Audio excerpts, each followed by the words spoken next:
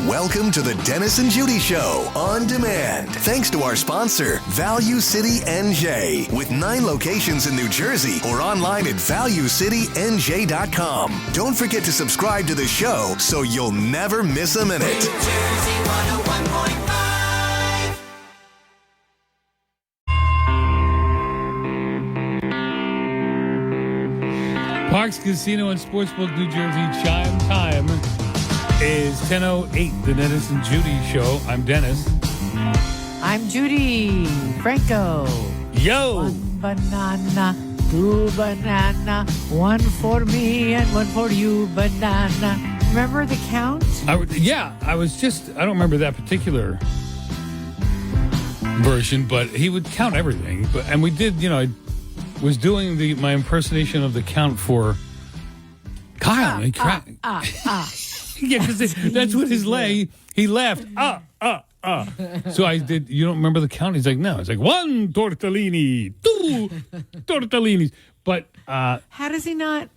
I don't know. I'm very flummoxed. Every kid watched Sesame Street. What is so? Kyle, do you remember Sesame Street? I know what it is. Like, I know who Big Bird is and the Cookie Monster. Right? Do you remember watching it as a child? Not really. I'm sure I did, but I just don't remember it. I think the parents were abusive. No, what I think is happening, Dennis, is his mom hates us enough, Judi. I know. Does she, though, Kyle? No. She's not a fan, though. I mean, who is?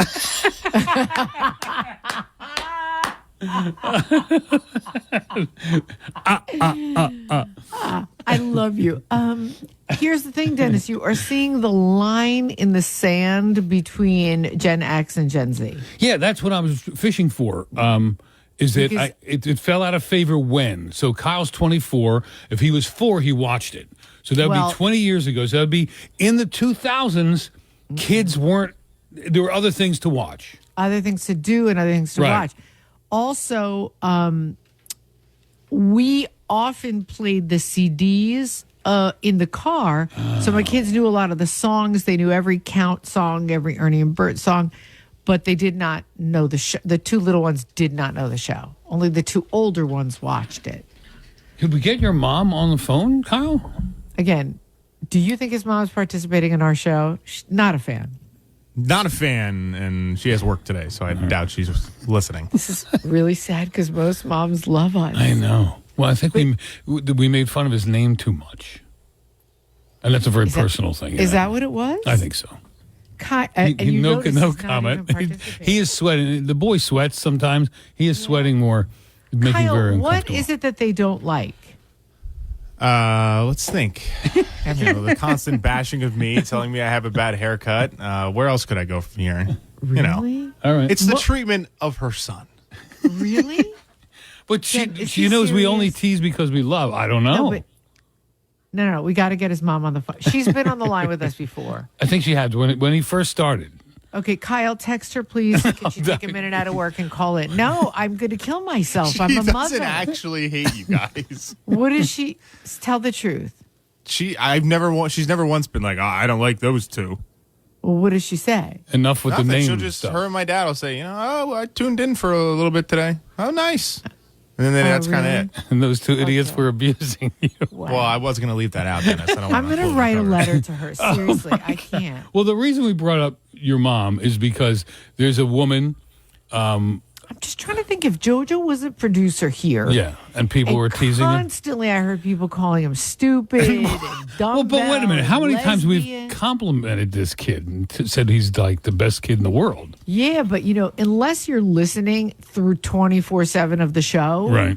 You may only hear mostly you're a lesbian, you're stupid, and you look like a moron, and your name is ridiculous. And you might not tune in for the parts where we go, also, you're the best producer we've ever had, and you're brilliant, we love you. You know what I mean? Yeah, don't worry about Mrs. I have to apologize. No, Mrs. I'm writing a letter. It doesn't help that what I tell them is the bad things. Oh, great. So there's a mom. What? Come to think of it, you are an idiot. There's a mom named Mindy Horowitz back in 2019. She started this concierge mom service where if you send your kid away to college and she's in that area of that college, she will take care of that kid. Meaning, Birthdays, you send a gift to her, she'll wrap it, she'll bring it over with a card, blah, blah, blah, blah.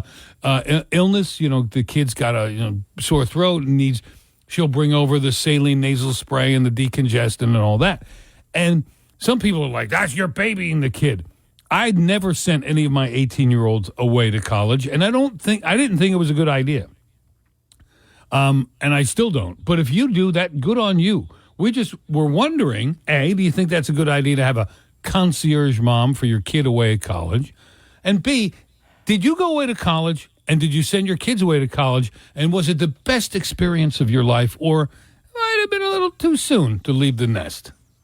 1-800-283-101.5. Interesting question, Dennis. Now, I have found audio of the count.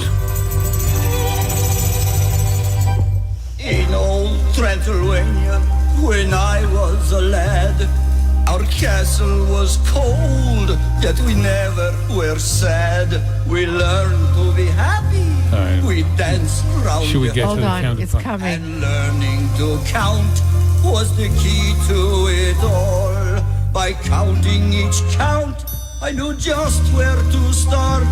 And one special step stayed close to my heart. Ready? 1, 2, 3, spread out the cake. 1, 2, 3, twirl round the floor. 1, 2, 3, left foot you swing. 1, 2, 3, then start to sing. 1, 2, 3. All right. I don't know. Well, when he would do individual, one banana, two banana. Okay. So let me tell you what I think of this concierge mother thing. Yes. I had the one kid of mine that did go to college, or went away to college. He was very, very independent, would not let me even drive him to college. Dan, you know I still feel guilty about this. I remember that, yes. How I let him drive away. And everybody's like, and then I asked on the air, like, did anybody just let their kid drive away to college? And everybody's like, no, who does that? Well, listen, he But wanted it that way, and he was independent. So I would say you did the right thing. So I kind of believe, though, that this, if you're going to send your kid away to school, you have to let them sink or swim. So that's why I don't love the idea of the concierge mom. But let me just say this. My son is going to get a procedure that is going to be kind of a lengthy surgery, okay? Right. He's begging me not to go. It's in Florida. Oh, I thought he wanted you to go. Oh, no. He's, please, I don't need you. I don't know. Honor his wishes. I want to go because, at the end of the procedure, he's going to need to be on some kind of narcotics. And I think at night, you go to sleep, you don't realize it's going to be painful, you can't move, maybe your mom can get you a glass of water or something like that. So I'm How old is asking he? everybody. He's almost 25. And what is the consensus? Most people are saying, just let him go alone. You're treating him like a baby. I get the narcotic thing at night, but Yeah. and is there anyone down in that area that would be able to assist him? No, I mean, How I about know Mindy people in the Horowitz? area, but nobody's coming to give him a glass of water. I know. So I started thinking, I wonder if I have any friends down there. Well, But no. my daughter, my niece, goes to college around the corner at Ryder. She was supposed to come by today. Bella, thanks for reaching back out to me and letting me know if you're coming today. Supposed to come either today or Tuesday. So, and I told her dad and mom, my brother and sister-in-law, that she needs anything, I'm here, Right. So, Perfect, because they're out of state. yeah, they're down in North Carolina now. All right, 1-800-283-1015. Did you go away to college? Did you send your kids away to college? Was it a great deal or was it too early? Bob and Ring, and what do you think of the concierge mom thing? Hi, Bob and Ringos. So I would say, something, my son went to Bloomsburg University, and he played hockey, and he had a concussion one time. It would have been nice to have somebody, maybe like an adult, this year, check on him. How far is Bloomsburg from your home? It's like 2 hours and 15 minutes. Oh.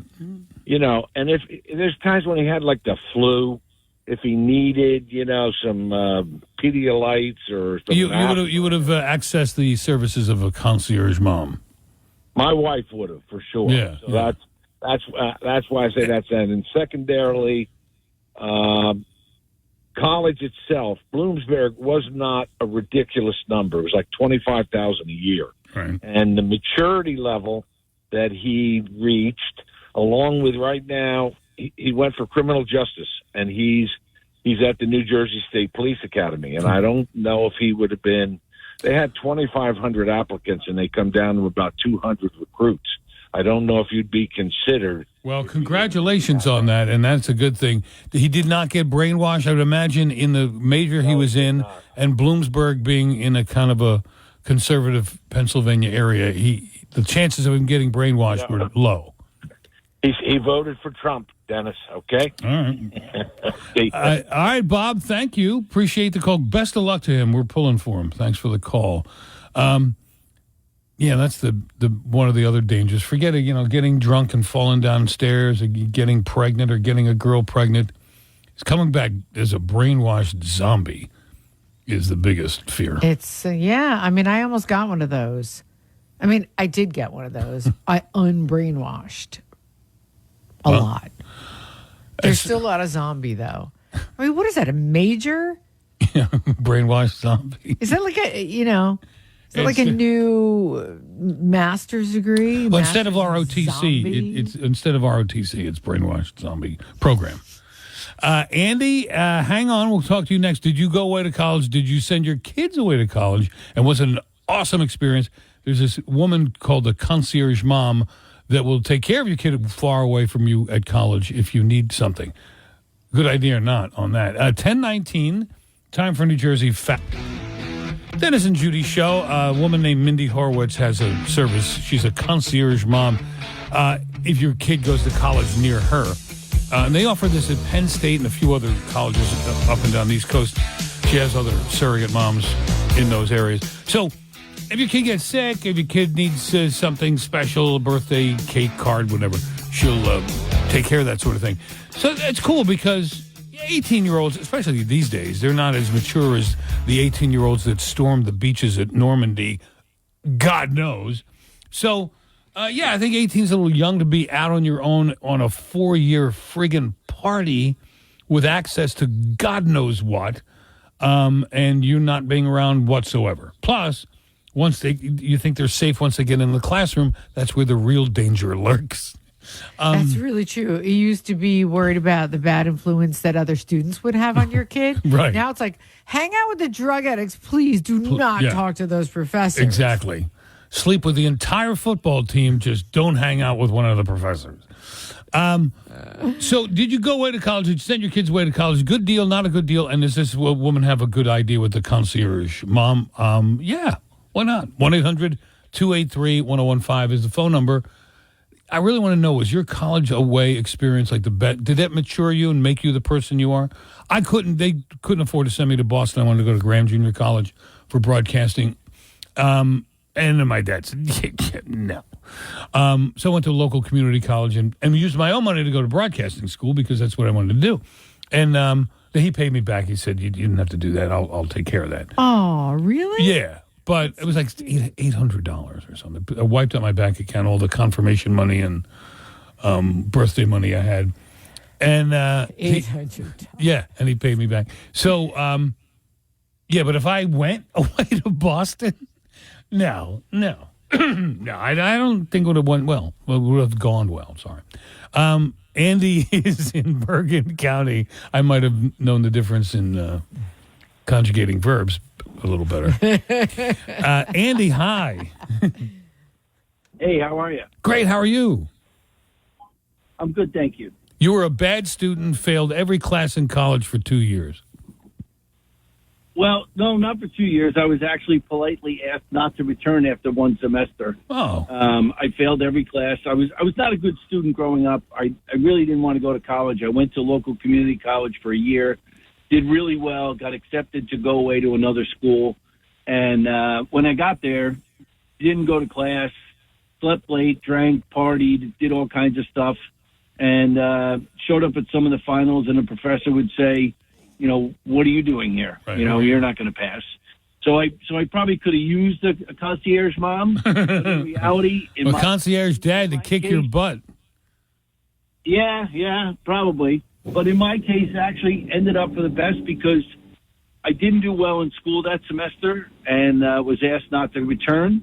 But at the same time, I learned more about life and straightened me out and came home and got a job and went to school at night and had a successful life and a great family. So in my case, it worked out.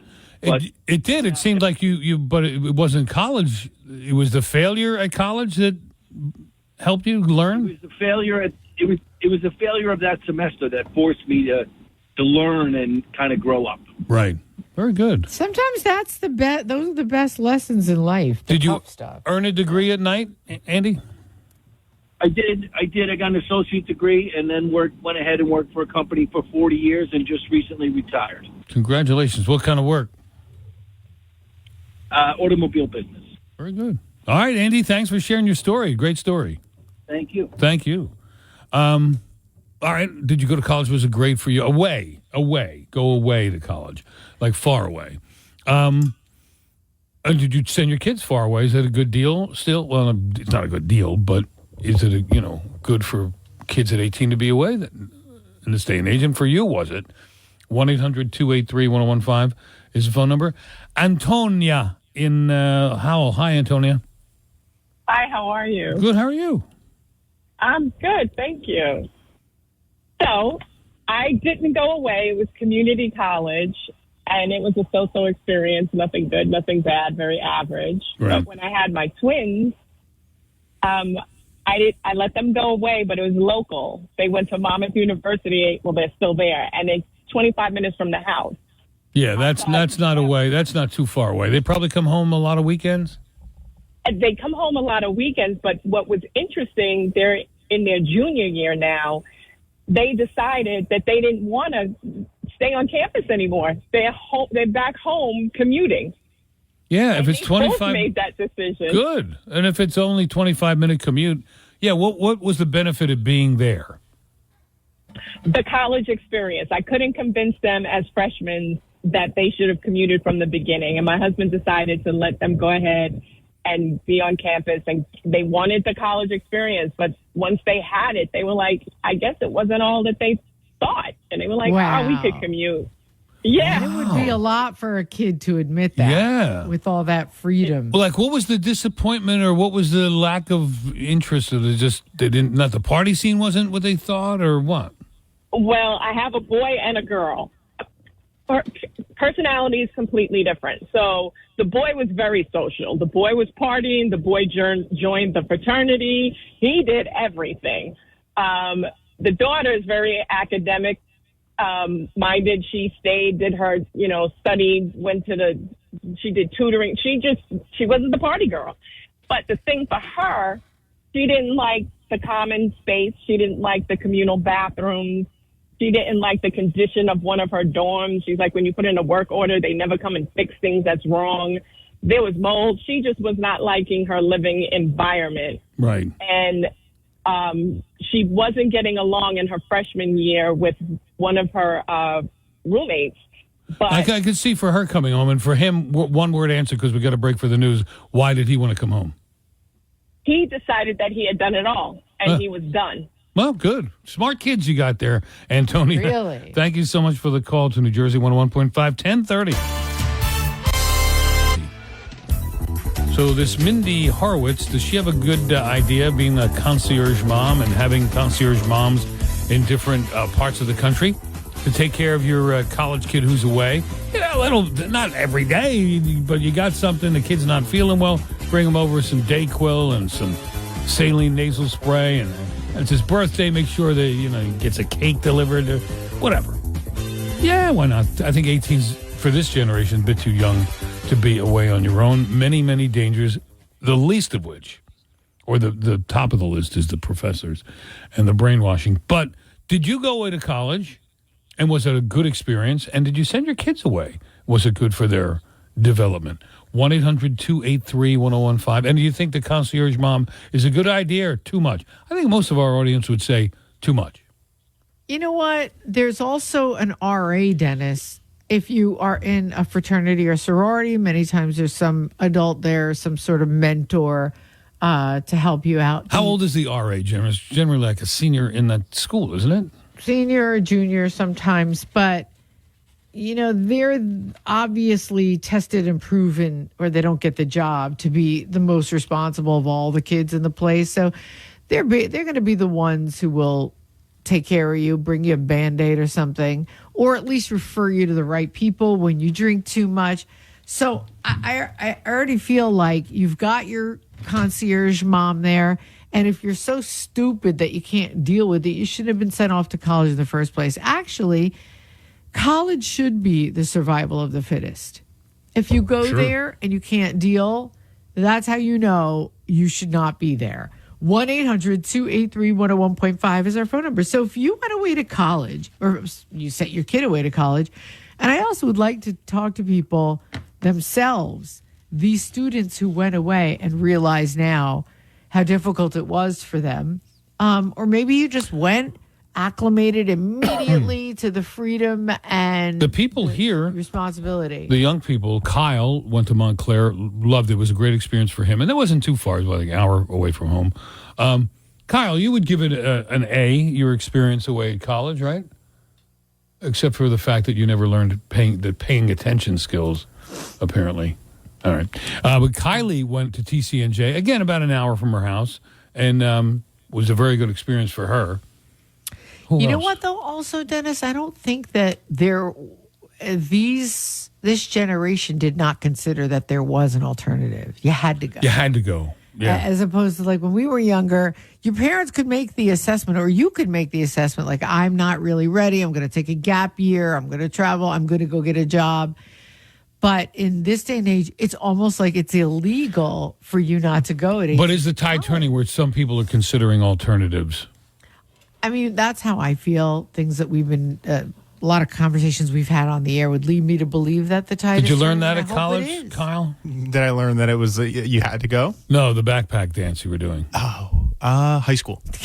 He was doing the backpack dance while waiting to get on the air. I'm so mad I missed it. Oh, you'll have to have him do it for you during the break. Yeah, I'll dance anytime. I mean, I'll do it with you. You know that. All right, we'll continue this after you get the next caller up. Thank you, Kyle. By the way, Doe in Bridgewater calls it the summer of deprogramming when my one kid comes home from college. And I do feel that way. I did feel that way with my son. Judi, I know you went, it was at times gut-wrenching for you. It wasn't, and I don't think I would have handled it as well as you do. Yeah, it was difficult. I mean, I don't mean to sound like he joined like the Hare Krishnas. No, but yeah, but it was like 18 years of spending $20,000 a year to give him an education in religious school that was in a religious school that was completely different from anything he would ever learn in public school, and within 1 year they took it and ripped it out from him. And. I applaud you. I would not have handled it as well as you did. Well, and I also knew that I did the right things. I did all the right things. I would have wrestled him on the front lawn and go, you mean now front lawn? But here's the thing, Dennis. If you believe in God, as I so devoutly do, I know that if I did all the right things according to the doctrines of my religion, it will turn out. That, it's not only will it turn out, sometimes it doesn't turn out, but even that is what God wants it to be. What are you going to do? Wisdom. You know what I mean? You have wisdom, my dear. Oh, thank you. You do? Listen, I have two lefties, and they're the fruit of my loins. I did everything in my adult power to make it not be that way. That's the way it is. I love them. Right. You know what I mean? Right. It's like the same thing if you have a gay kid or a kid who's trans. You love them. It's not the way you planned it for them. It's not maybe what you would have wanted in the first place, but this is what it is, and you love them. Being a lefty, just as dramatic. Yeah. Karen is calling from Bucks County, Pennsylvania. Hi, Karen. Hi, how are you guys? Good, how are you? Good, nice to talk with you. Same here. Now, you had 3 daughters that all went away to college. All had different experiences, all positive or mixed bag? It was a mixed bag. I mean, for the most part, it was positive.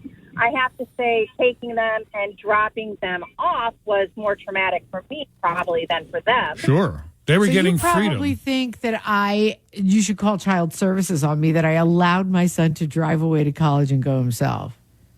Oh, after the first year, I allowed them to drive themselves home, drive themselves to school. I wasn't going to do that. They were self-sufficient. They had to do that themselves. How far away were they? Well, one was in D.C., one was just in Pennsylvania, so a little bit closer, but my middle one was in Rhode Island. So that could take, 3 hours or 7 hours to get to. It depended on the traffic. And the weather, yeah. So you're happy you sent them all away? I'm happy that they had the opportunity to go away. Do I think that maybe if they wanted to go into the trades or do something different, that would have been that would have been fine with me too. Right. But my youngest, she probably grew the most and became her own person. But I think part of that was she studied in Australia for a semester. Oh, being abroad is the best thing. Even if you're not studying, and just being abroad is just an eye-opener and a real boost to your development. Oh, absolutely. She came back a different person. So She didn't have that horrible accent, did she? No. She had Thank a great God. time. Hello, Mom. Yeah. Right. Yeah, well, I think she would have stayed, but Wow. it's hard to stay in Australia. You have to have a specialty there. Yes. Oh, immigration there, and it's an island, so you have to swim to get there. And they catch you that you don't belong there, they throw you right back to the sharks. Absolutely. But yeah, they all played sports in college, which I think was awesome. a plus. I think that is a plus, too. I think being on a sports team for kids really helps build character. It helps build character. It helps them to be able to multitask and be able to do things, go out and party, but get up the next day and go to practice. Right. Well, it sounds like they all had good experiences, and I'm happy for you. They're all home now or in the area? Oh, they're all in the area. They're all working, doing what they should be doing, getting married, having babies, and just living life. That's awesome. All right. Thank you, Karen. Great story. Thanks for the call to New Jersey 101.5. All right, it's 10:45. We'll check fast traffic and take your call coming up. This is why I shop at Value City, because every time I walk in there, I see an even bigger selection. Stuff changes all the time. And the furniture is not just well priced, better than any other store I've ever seen, but also quality. A lot of times people will sacrifice quality for price.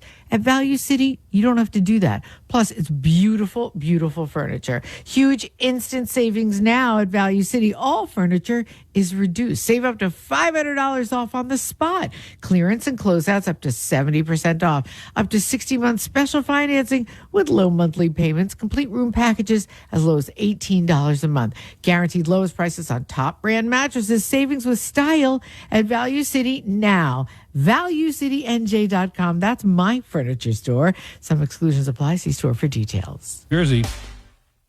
Someone wrote in on the app chat. You got to check out the count censored on YouTube. Look it up. You will laugh your ass off. I found it. If I can play it, if I have enough time, I'll play it at the end of the hour. How can you play censored? Oh, censored. Censored. He gets beeped. Bleep. Beeped or bleep? Yeah. John's in Rockaway. Talking about sending your kid away to college. And this generation, do they all need a concierge mom? One mom has started that kind of business, which is cool. John's in Rockaway. Hey, John. Hey, how you doing, guys? Good. John from Rockaway, otherwise known to Dennis as Johnny, the voice of North Jersey. Yeah, it's confirmed. Yeah. Anyway, both my parents died when I was really young. It's confirmed. Yeah. Okay. Both my parents died when I was young, very young. So I wound up growing up in Western New York, which is in Hudson County, with my father's parents, two immigrants from Italy. We never went on vacation, nothing like that. The furthest I had been was Washington, D.C. with the junior police. So I'm 19 years old, and I go to school in Honolulu, Chaminade College of Honolulu. I had just got out of a Catholic high school. I didn't even know when I got there that I was going to a Catholic college. I never looked into it. Also, it was Hawaii. I'm in. Who was paying for it, John? Who was paying for it? It wasn't. Well, I had a little bit of money from my parents when they sold the house and they died. And it wasn't expensive. Believe it or not, this is 1971. Tuition and room and board with 3 meals a day was $500 a semester. Holy crap. And it was a half a mile. It's a half a mile from Waikiki Beach. Oh, my God. All right, so how was the experience? I was only there a couple months.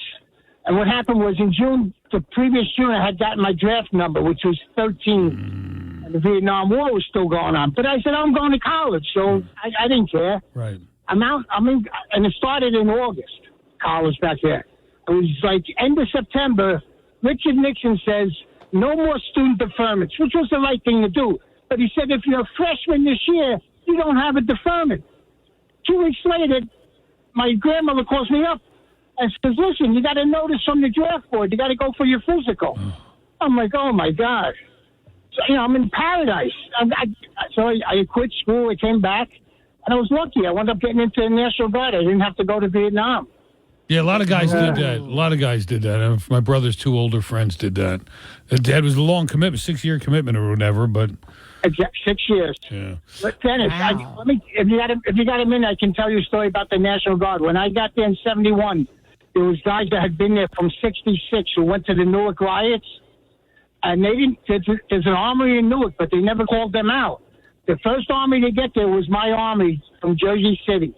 They told me their instructions were, if it moves, shoot it. Oh my God. I know. Unbelievable. Wow. Unreal. All right, John, thank you for the call. That's your voice of North Yeah, Jersey? the voice of North Jersey. John from Rockaway. All right, Don is in New Jersey, and I think he's got the right idea. We're talking about sending kids away to college at 18. Did you go? Did you send your kids? Hi, Don.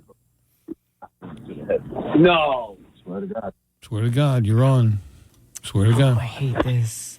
This feels like Is he in a car? Or he's in a... we could hear something private. I don't know if this is good. But can you turn it This up? is what people live for, yeah. Oh, It sounds like one of those undercover Turn it up. mafia tapes. I'm not comfortable with it. Turn it up. He hung up. Damn it! Sound like one of those undercover tapes of John Gotti's going, I don't care. I don't care what those guys are doing. Tell them I'll whack them. You ever see those undercover tapes in grainy black and white? I watched every one of them. Every one of them. I love that. Those Stugatz come around here 3 times a week. Hey, get rid of them. F them people. All right. And he'll say it right on the tape. Like, just kill them. Just kill them. All right. Here's the count censored. I'm just like, You know that I am called the Count because I really love to. Sometimes I sit and all day, but sometimes I get carried away. I slowly getting faster. Once I start it's very hard to stop. Faster, it is so exciting. I could forever until I drop. 1, 2, 3, 4. 1, 2, 3, 4. 1, 2, 3, 4. 1, 2. I love whatever. that's so horrible. That is horrible. Who sent you that? She told me to look it up. It was somebody on the app chat. Who was it? That's great. Fantastic. It's Frankie from Winslow. Please go to YouTube, type the count censored, get ready to laugh your butt off. That's what happened, Frankie. Thank you. Thank you, Frankie. All right, 10:57, more of the Dennis and Judi Show coming up. Don't go away. That's I'll be right, counting the minutes. Okay, so I've been talking to you about one of the new products that I've been using, Provia, and it's a real solution that delivers on its promise of helping people with premature hair thinning and hair loss. Maybe you're scared about inheriting that thinning look because it just runs in the family, or maybe you're actually a man or woman of any age dealing with premature hair loss. Provia is an easy-to-use serum with clinical-grade botanical extracts to work against the 3 main causes of hair thinning. Men and women of any age, it could be colored hair, treated hair, styled hair, whatever, and it really works, and this guarantee is absolutely amazing. Provia works guaranteed, or 100% of your money back.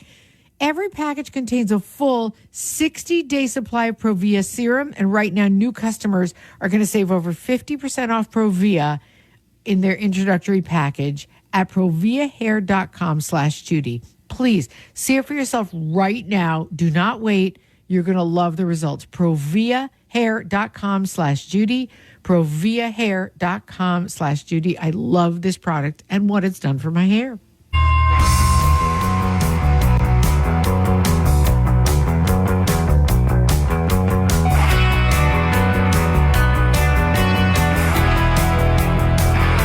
Bet Parks and Casino, Bet Parks Casino and Sportsbook app, New Jersey. Chime time is 11:08. It's the Dennis and Judy Show. I'm Dennis Malloy. Hello, Judy Franco. I forgot to share with you, last night 2 different people sent me a picture from the 80s when I was doing mornings in Philadelphia, and it was God, me and about 8 other people, men and women, who were doing morning shows in Philadelphia, and we all appeared on AM Philadelphia. It was a daily show at 9 o'clock in the morning. Were you cute? I look exactly like my son Chris.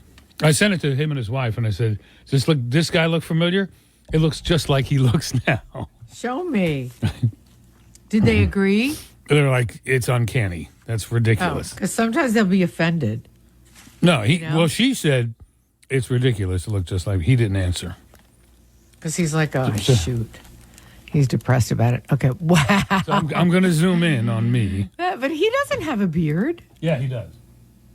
Oh, wow. That's hysterical. Yeah. I guess I didn't realize. Should I post that picture? Does he have that dark of a beard, though? Yeah. Couple of grays are coming in now. Okay. That can happen. That can happen. So, Judy, you want to jump right into this? I would love to, yeah. What are we doing again? Going to war with aminals. Oh, yeah, okay, so, yeah, and I guess you're asking me to jump in on it first because you know that I'm the one who's really, like, in a feud. Well, I had a battle as well, but this New Jersey locals are at war with shellfish destructive animals. Oh, selfish destructive animals. It's man versus beaver. And I had a beaver in the lake behind my house for a couple years, and he wiped out some trees like right at the edge of the lake, which I was happy about because they weren't useless, little sticks sticking out. But he's gone, and he used to slap the water with his tail, and it sounded like a body was being thrown in the lake. It was really scary. Maybe he was throwing a body in the lake. Did you ever think of that? Could have been. They can be very destructive, those things. So if you have had a feud with an animal or a fight with an animal, we want to hear from you. 1-800-283-101.5 is the phone number. Judy, tell us your feud with the animal. I mean, there are lots of New Jerseyans who know what we're talking about, Dennis, because we have had, and so have you, I think, feuds with moles. Moles have destroyed our property. We once came, had them removed. They come back, and I think that's why they call that game whack-a-mole. I finally know why they call that game whack-a-mole. Because there's no way you can get into the tunnels, you can get into every tunnel. Now, some companies have a policy where, like, they'll come back every year or they guarantee, but they can't. So I've been in a fight with moles on my property for years. Now, of course, you know about my nemesis, the deer. The one I'm arguing with is actually a woman. I shouldn't say a woman, a female, or at least assigned commonly female. known as a doe. A doe. I don't know what she identifies as, but I know that she was assigned female at birth. I identify as a doe. And I think she's cis, because she acts like a girl. Oh, you know what I mean? There's no choice for does. They're all cis. Oh, they are? Okay. So anyway. Come rut season, yeah. Right. You They're don't have a cis. choice. There's no choice. Come rut season. Then again, so am I. All right. I don't really have a choice. So this either. doe, what has happened? So the phone number is 1-800-283-1015. Have you been in battle with an animal? Squirrels in the attic is a big common one. Moles in the yard.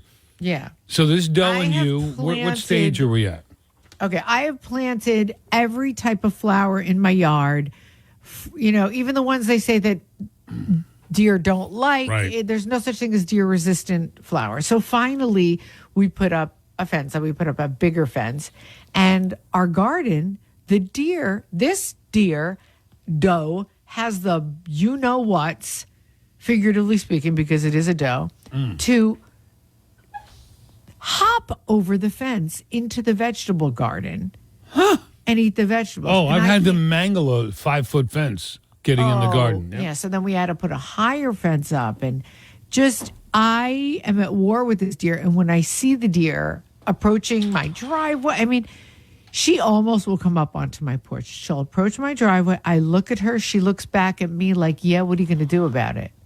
And yeah, I'm really at war with this animal. So animals you've been at war with, ones that have destroyed your property, have come in and invaded your roof, your gutters, 1-800-283-101.5. And Dennis, just for the sake of the fact that spring is only, 20 days away, we're also going to include insects because there could be those carpenter bees that you're fighting with. Yeah. People have been at war with animals. So for me, it's, and I've been through the squirrel war too, Den. Of 1934? The big squirrel war. The big squirrel As you know, Judi, heroes are made in war, but true heroes are made in individual battles.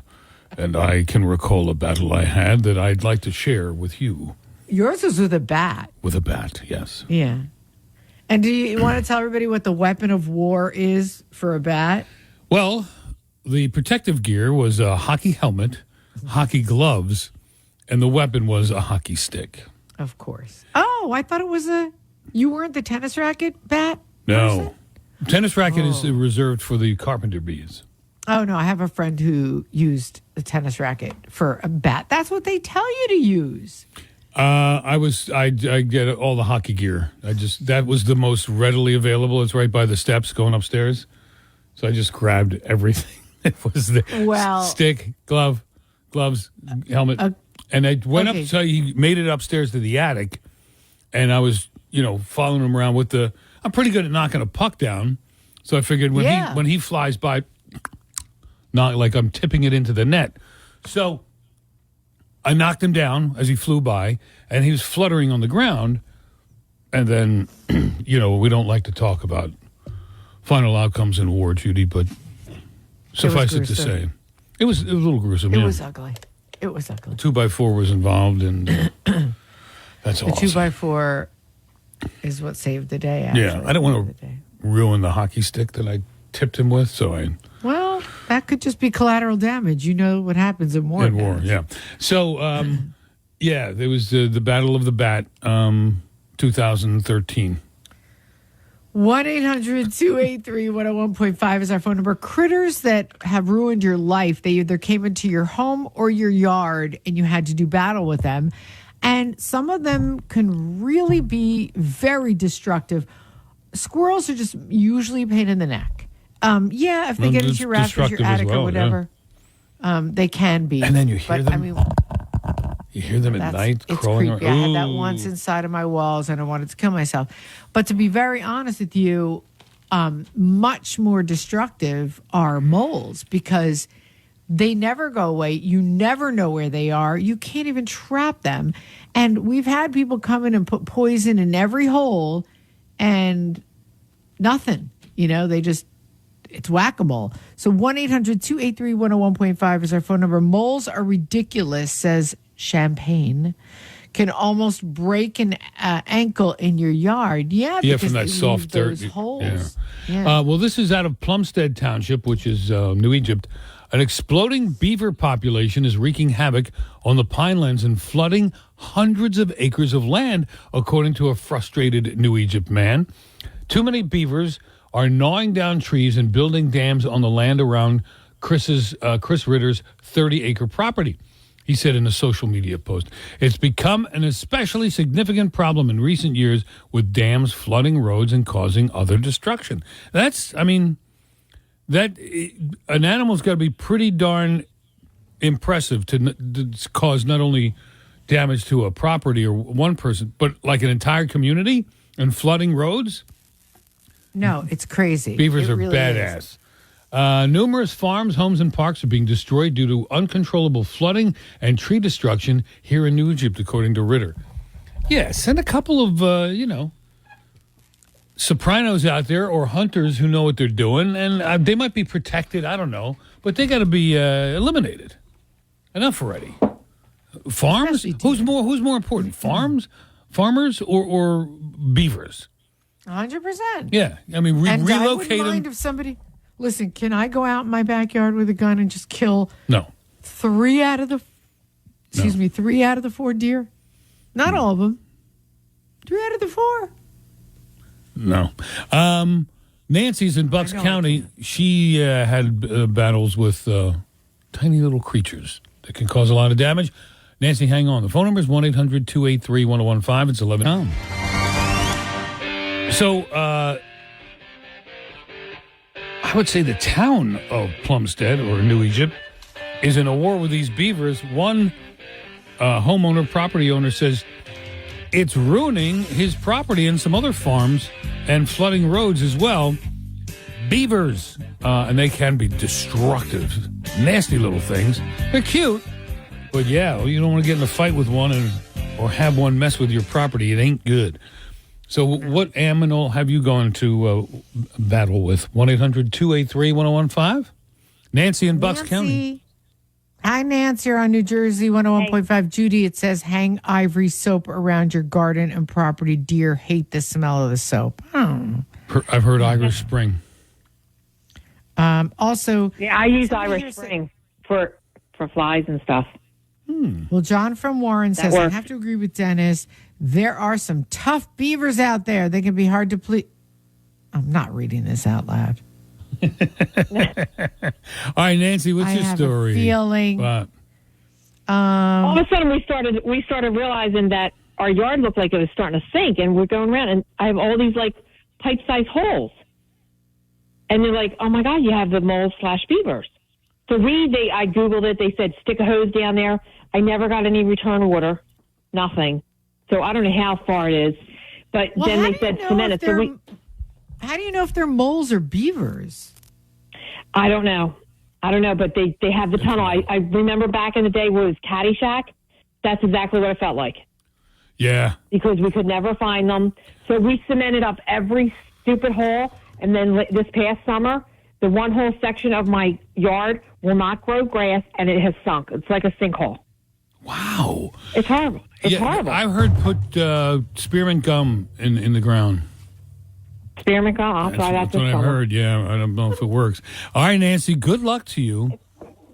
Thank you. Yeah, wow. That's wild. Dennis, I once sprayed peppermint oil, like one of those regular, what do they call those? Essential oils. Yeah.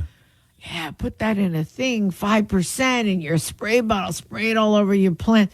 Tell you, it smelled beautiful in there. Nothing. I think the deer love it. They were licking Peppermint must be their favorite They were taste. licking your plants, saying, got any Yeah. lifesavers to go with this? Exactly. 1-800-283-1015. What battle animals have you had to battle in your world? Vicky's in Barnegat. Hi. Hi, my name is Vicky, and I've been listening to you a long time. I really enjoy your show. Thank you. First time talking to you. Thank you. You're welcome. I had a problem with a pileated woodpecker.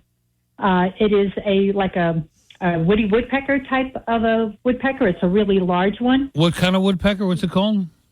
Called pileated, with a P as in Peter, ILEATED. Okay. And he bored a hole, like a strip, right down the post of my deck. We believe that he was going after larvae from bugs inside the wood. Right. And he just dug a hole right through and down about maybe a foot. We wound up having to replace the post, but it was a real mess. And he was quite loud. It was a very unusual kind of bird. I've never seen him before, and he was there for a short time, couple of weeks, and then left. Red hair. That was it. Oh, God, don't. That's scary. It was huge. It was like 2 or 3 times the size of a regular woodpecker. Redhead, right? How did you even find out what it was? Because I used to work for the American Littoral Society out on Sandy Hook, and Derry Bennett, who was our director at the time, he knew. He was a naturalist, and he knew. And I told him, and he was laughing at me because it was a funny thing. And also, I wanted to tell you about the grubs. If you have about the moles. If you have grubs, you have moles. They feed on the grubs. So if you can treat your grubs with some kind of a chemical, spread it around in your lawn. That'll get rid of the moles, too. Yeah, you'll get rid of the moles. Exactly. I think the problem is New Jersey, like a lot of other states, outlaws putting anything strong enough to really do anything on your lawn because they're afraid of or on your plants. They're afraid of harming children and animals and blah, blah, blah, or harming the environment. Yeah. So basically, they won't put the right chemicals out. That's the pileated woodpeckers. What's that? There are products you can buy, like in a Lowe's or a Home Depot, any of those stores, landscaping place, that do treat grubs. Thank you for introducing us to the word pileated. Yes, you're welcome. All right, thanks, Now, what Vicki. does it mean? A pileated woodpecker? I don't know. Yeah, look up the definition of pileated. It's got a red head, black and white, pretty bird. We'll find out. Sounds disgusting. Jim is in Philly. Hello, Jim. Hey, how are you? Good, how are you? Good. I was just curious. You're talking about beavers that are like the size of groundhogs, or you're talking about moles, which are little mouse size? Both. Both? Why?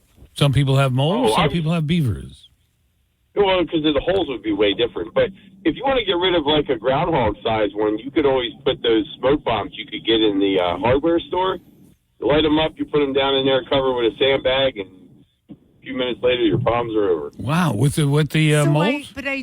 I believe, by the way, that is the problem, is that as homeowners, we don't know the difference between a mole and a beaver. Oh, no, I do. Well, but a mole is the size of a mouse. He's got a little pointed nose. A beaver's Yeah. No, I don't. Like I'm sorry. I don't groundhog mean size. you don't know the difference. I mean the problem? of the hole. Well, Yeah, the beaver's not going see to. The beaver's not going to dig a hole. A groundhog will dig a big hole in your yard. A mole will dig a little hole that'll make little tunnels Like a mountain. tunnels that all go through all your yard. That's what I have. But so you're saying the smoke bomb for the mole or for the groundhog?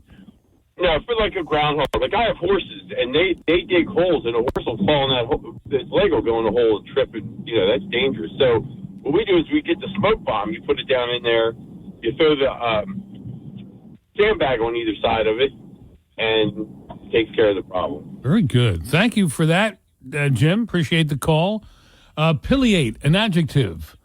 Having a pileus, having a crest covering the pilium. So that's okay, that sounds gross. Honestly, I don't want to leave I don't want to cover my pilium. I like to leave it unencumbered. I guess the pilium's like the head because You want to let your pilium just breathe. Oh, let your pilium do its groove thing. Yeah, exactly. I would imagine that it's the head, because he has a red top on its head, so it's pileated, meaning covering the head. Yeah. All right, Tom and April, hang on. Have you had to do battle with critters in New Jersey? 1-800-283-1015. Or even if you wrestled the mountain lion in Montana, we want to hear about it. It's 11:30. Dennis and Judi show.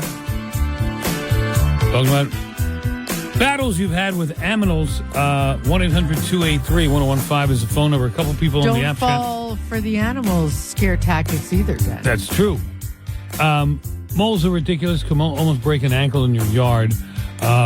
Betts in Pottstown says woodpecker has 2 to 3 inch hole in his wood siding. For the last 2 years, we use bird scare tapes to help control. Double A, I like this guy. I want to have a beer with this guy. For groundhogs, you put a hose in their hole and flood them out. When they come out the other hole, you shoot them with a .22 or use a pitchfork. The water will collapse their home. I don't know why I don't see that. Who is that said it? Double A, the last one came in at Wow, I didn't get that one. 11:33. That's weird. Yeah. It I happens to have me, to too. say, it does happen to you? Yeah. So I guess we're just like on different timing on our Maybe. depending how our app reloads. But I have to say that woman said she tried flooding it out. That was the first thing she tried. I think that was Nothing with ever moles. came out the That other was with side. moles. Well, whatever, it doesn't matter. If you're flooding something out, if there's a living being in there, it should run out. Well, with the groundhog, they go deeper, and so the water will go down and collapse their home. With moles, they're pretty much on the surface, and so the water to travel through is hard. It was hard to get it past like How big is a mole? like a mouse, like this big. Oh, they're disgusting. They look so. I've never seen them, but I just know they're all over the place. You don't want to see them. Tom is in Columbus. If you have cats in your yard, you'll see them because they'll dig them out. They love to play with them. Ew. Tomas in Columbus. Hi, Tom. Hey, good morning, all. How are you? Good, sir. How are you? I'm doing good. I had a problem with carpenter bees for years. All right. And I finally figured out a solution. Go to the hardware store and buy a roll of screen, like as if you were going to replace, like a screen in your house, or How much am I buying? They come pre-wrapped already. I mean, it may be a whole roll. It may be 20 feet or something. Okay. I don't know. All right. Comes in a roll wrapped in plastic. Gotcha. So I cut a strip. The bees will tell you right where they live. You'll watch them go underneath the eaves. Right. You take a strip, roll it up, tuck it under the eaves. Because it's a screen, it's not going to unfold. Tuck it up in there. I haven't had a carpenter bee in 5 years. So, Tom, are you laying it flat and stapling it up against the underneath of the wood, or are you? No. I mean, no. What I'm doing is I'm making a roll, a small little roll, like a peg of some sort. Gotcha. I'm tucking it up underneath In that hole. You could staple it if you wanted to, but I put it right. No, I don't go in the holes. I just lay it. They come in like a sheet, Dennis, maybe 3.5, 4 feet long. Right. Cut a strip, tuck it under the eaves, the whole strip. You don't have to nail it.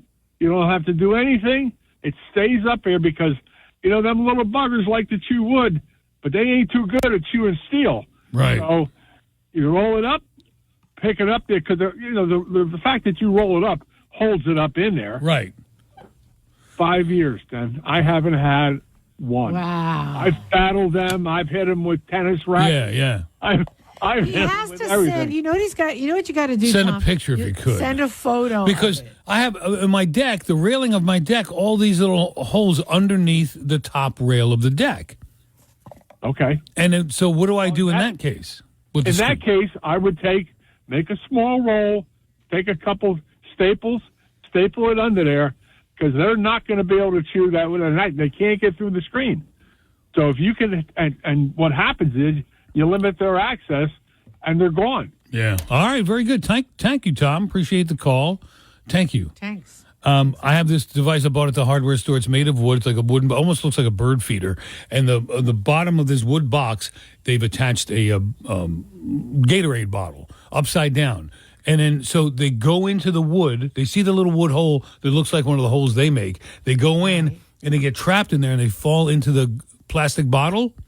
And then they die at the bottom of the bottle. And you just unscrew the bottom and get rid of the dead carpenter bees at the end of the week. Yes, I've got 3 of those around. Brilliant. And they work. And it works, but not always. Like, I still see them around. I was like, why aren't you in my trap, you idiot? Let me get the tennis racket. And I whack a few with the tennis racket. It's almost carpenter bee swatting season coming up. It was like spring training. When the baseball teams are playing, these things come out, and I practice my swing with my tennis racket. April's in Yardley. Hello, April. Good morning. How are you? Good. How are you? Good. We have deer occasionally. Right. And what I found is soap, and I save soap from hotels and stuff. Right. And I save the mesh bags from my garlic, put the soap in there and tie it to my flowers, and they aren't eating my flowers anymore. Wow. Yeah. Well, one of our listeners on the app chat says the dial soap in a pantyhose is good to keep them away. That too. Yeah, I don't use. So far, I've heard Ivory, Dove, Dial, Ivory, Irish. She uses hotel soap. She goes upscale. This lady. I use if I'm at a hotel, but you can go to the dollar store and just buy soap, cut up little pieces, and put them in your flower bed. Put them. I hang them in my fruit, my bushes that have flowers. I hang them in the mesh bag, and I don't get the deer don't eat the flowers. Now, what is it, marigolds, April, that say that they're supposed to keep their bunnies away? Marigolds? Yes. Does that work for you? Marigolds also deer supposedly hate. Yeah, but that the deer and the bunnies and the bunny rabbits. Also, I tried this a long time ago when I had a vegetable garden. I collected hair from the hair salon and put it around the perimeter of the garden, and that kept them away too. We heard that one also. Kind of creepy to ask your barber to, can I have some hair shavings? All right, April, thank you. Appreciate the call to New Jersey 101.5. Yeah, I'm building a human replica at home. Can you give me a... Wait, couldn't you, a man, just shave into like a plastic wrap? Yeah, I guess, yeah. I mean, don't you use a trimmer on your beard? Yeah. It comes out like dry. And whatever. I'll just sprinkle that, save a little bit of that. Also seems, as I'm collecting enough in a little bit of Tupperware, on the bathroom. I'm not asking you to save your toenails. Yeah, but so somebody comes in and uses my bathroom. Toenails might work. Yeah, that's true. Anything where there's scent on it, and you see a little Tupperware container filled with the stubble of my beard. Okay, that's weird, but I was just thinking, though, maybe you could just pee. Like, could a man just, pee around the yard? I have done that. Pee. I have done that. Are you joking? No. At night, I mean, nobody's around. Because I thought it would work. Didn't work? Not especially. I don't know. I didn't do it often enough. enough. Do you feel bad that your pee is not as potent as other animals' pee? Yes, I'm very envious of the fox. 11:44, fast traffic and your call coming up. Judi Franco here, inviting you to discover the finest kitchen appliances at Town Appliance. And if you've ever looked at a big box store and tried to get them to explain to you the difference between 2 stoves or 2 refrigerators, good luck with that. Town Appliance in Lakewood is your destination to get the convenience of browsing online with a personal sales consultant as well. So they know everything. In their beautiful showroom, they have friendly, knowledgeable staff on hand to guide you. Your dream kitchen appliances are waiting for you at Town Appliance. So you can either visit in-store, where you see all of their selection, including GE Monogram and Cafe, or you can go online to townappliance.com. That's townappliance.com. Dennis and Judi show. And we're talking about doing battle with animals. The town of New Egypt, or Plumstead, or at least a landowner there, says the beavers are wreaking havoc on farms, flooding the land, even flooding roads, because they're chopping down trees, the beavers are, and building dams. Destructive little beasts they are. Frank is in Brick. I bet you already forgot the name of that bird. Pileated woodpecker? Nice job. No, because I am a deep pileated Guido. For your pilia? My head. Is that what it is? Yeah, there's like a crest on your head. Well, my hairline is receding and thinning. I'm depilated. Gotcha. Frank and Brick. Hello, sir. Good morning. How are you? Well, great. How are you? I'm doing fine. So what I had was the mole problem, and in Pennsylvania and in Bricktown, and the Home Depot actually sell this rod that you put a couple batteries in, and you stomp them in the ground, like every 20, 30 feet if you want, and it puts an ultrasonic sound out that only they can hear, and it drives them nuts, and it drives them out of the area. How long do the batteries last? I usually change them every summer. So you were able to pull the rod back out? Oh, yeah, you don't stomp it all the way in. It sticks out about maybe a couple inches. Interesting. All right. And you can find it at Home Depot and Lowe's? Yeah. And it's called I got a problem. mole rods? Yeah, something like that. I bought them years ago, and I've been using the same ones for 10-plus years. All right. Very good. Thank you, Frank. Appreciate the call to New Jersey 101.5. Let's go to Rob. I thought this said skank problem.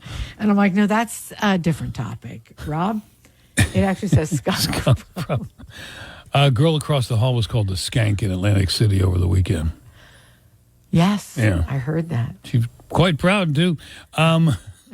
Rob is in Hunterdon County. Hi, Rob. Good morning. Not skanks, they're skunks. Skunks, yes. You have skanks also, but you don't have a problem. Well, yeah, there's a few of them out here, but mostly skunks. My wife and I were walking home from dinner about 35 years ago and almost tripped over a skunk, so I figured we had to do something. So I started setting traps and found out that they love bacon, and we caught a few. And needless to say, the first couple you catch, you're really nervous about it. But it's been over 35 years now. I think I'm up to 150 skunks that I've caught and relocated. All right. Now, once they get in the have a heart trap, aren't they spraying? They don't spray in the trap. Somehow they do like a handstand to spray. So of over 100 skunks, I've only had one that actually sprayed in a trap. They don't spray in a trap. Oh, they're too compressed in there. Right. Yeah. So you're kind of safe that way. Interesting. The problem is finding a place to take them. So you have to, you don't want to put them in your neighbor's yard. So you have to find like a big park or something to take them to. And then a lot of them, they're like kids. When you take them for a ride, half of them go to sleep. So you get there, they won't come out of the trap. They literally fall asleep in the back of the trap, so you have to kind of... Come on. This is ridiculous. Oh, yeah. I heard they're really cute. A lot of people find them really cute, too. Well, that's the most dangerous part is when you open the door of the trap and you run like heck, but when they fall asleep, you have to hold the trap up, and they literally roll out of the trap, in a daze and end up out there. But this is insane. You should just shoot them. You really should just shoot them. I don't have the heart to do it. But Hunterdon County people are good. Now, are you anywhere near... Do you have any enemies? Because he says he doesn't want to release them into neighbors' yards, but maybe there's somebody you don't really like a lot. Not in Hunterdon County. They're all nice. True. That's so true. You live anywhere near Pittstown? Yeah, sure. How many So this is Pittstown signs are there? Oh, there's one big one right there by the Pittstown Inn. Right. It's kind of a beautiful stone building that's been, several times during the last couple of years, they had a car come down the hill and smash right through it. So it's been rebuilt several times the last couple of years, but that's kind of a trademark of Pittstown, so this is Pittstown. Right. Hey, Rob. I love it. Can I send you a few addresses of some people whose yards I wouldn't mind releasing a skunk into? Don't do it, Rob. We had a big picnic one day, and there was about 10 of us sitting on the porch, and one guy looks down. The porch is about 3 feet off the ground, and he looked down. There was a skunk right there on the side of the porch looking up at us, and everybody jumps up. They're running all over the place. People get so panicky when you see a skunk, but most of them are so docile, that they don't do anything. But it's just like I said, I've caught over 100 of them, and the internet, if you go on YouTube and see how to catch a skunk, it's so funny to see how people get all dressed up in plastic bags and duct tape and everything. That's what I would do, though. Judy does that just to come to work sometime. Yeah. Because she knows I'm here. All right, Rob, thanks for the call to New Jersey You should be doing 101.5. that when I come in. That's your normal joke. Yeah, but I was putting the joke on me, not on I you. know. That was very nice of you for once to not Don't expect it to happen again. John in Southampton. Hello, John. Hello, how are you? You use a product to make sure you don't have small or animal problems. What is that product? It's called Milorganite. And my wife, we live out on a good-sized property, have tons of deer, but they don't touch any of her plants or hostas. She buys this stuff from Lowe's and just sprinkles a cup around it, and that's it. Milorganite. Yep. Sounds like a mineral you'd find on a planet out in the galaxy. Oh, I thought it sounded like the stuff that's next to the Vegemite in Australia. Like something you spread on toast. Right, you put a little bit of malorganite on your toast, right? Malorganite, mate. All right, John, malorganite. Thank you. We learned something from you. Works great. You don't need anything else. Thank you, malorganite. Throw some malorganite on the baby. Hey, he was involved in a malorganite crime. What? That was bad. What are you saying? I don't know. Okay. So I'm having a little bit of battle with Italian Americans in the building. This morning I come in and I brought in manicotti. So Bill says, what do you got? I said, manicotti. And his producer, Kristen, who's half Italian, says, manicotti. How? You mean manicotti? I was like, nobody in the entire boot of Italy says manicotti. Nobody. Nobody. What am I going to do? I want to smack people when they do that. I know, and I have love this. Kristen. I know, me too. And so when she Did you smack her? Well, she said, I can't believe you. We're in America. I was like, yeah, that's why we say manicotti and not manicotti. Yeah. So as I was walking past the screening room, I said, marinara, manicotti, mozzarella, ricotta, just to get under her skin. All right, listen, did you know that if your drains don't seem to be clogged, they could still be a major threat in the main line right under your home? My friends over at Guaranteed Service, the premier plumbing, electrical, and HVAC company in New Jersey, have all the tools and expertise needed to keep your sewer clean and running smoothly. Guaranteed Service will inspect your main line with a camera for only $77. You'll have complete peace of mind that your drains are flowing and there won't be any surprises. Call 1-800-GUARANTEED or go online to guaranteedservice.com. You know that booth at Holston's where Tony Soprano allegedly got whacked? Well, it's going up for auction. And a lot of people in New Jersey have some kind of a piece of The Sopranos or a story related to their connection with The Sopranos. Everybody is somehow 6 degrees of separation from The Sopranos, even a member of this show. And we'll have him or her share that story with you. And we want to hear yours coming up. 1-800-283-101.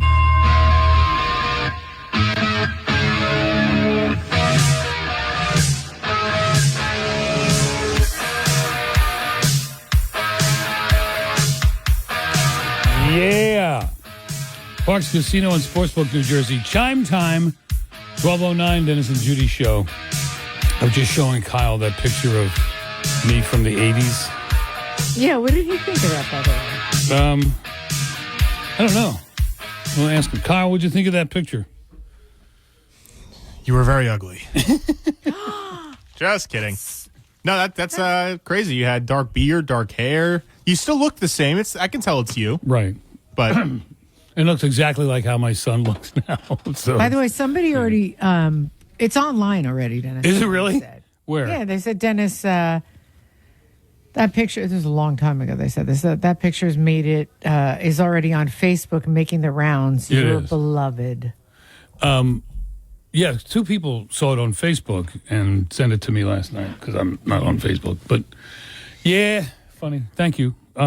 So we had a few phone calls come in during the news, and unfortunately we weren't able to grab them. But if you'd like to call back, if it was related to the Sopranos thing, we're talking about your connection to the TV show The Sopranos because somebody bought or is buying that booth that apparently Tony Soprano was whacked in at Holston's. A, I don't know what Holston's is. B, I don't know that he was whacked in a booth.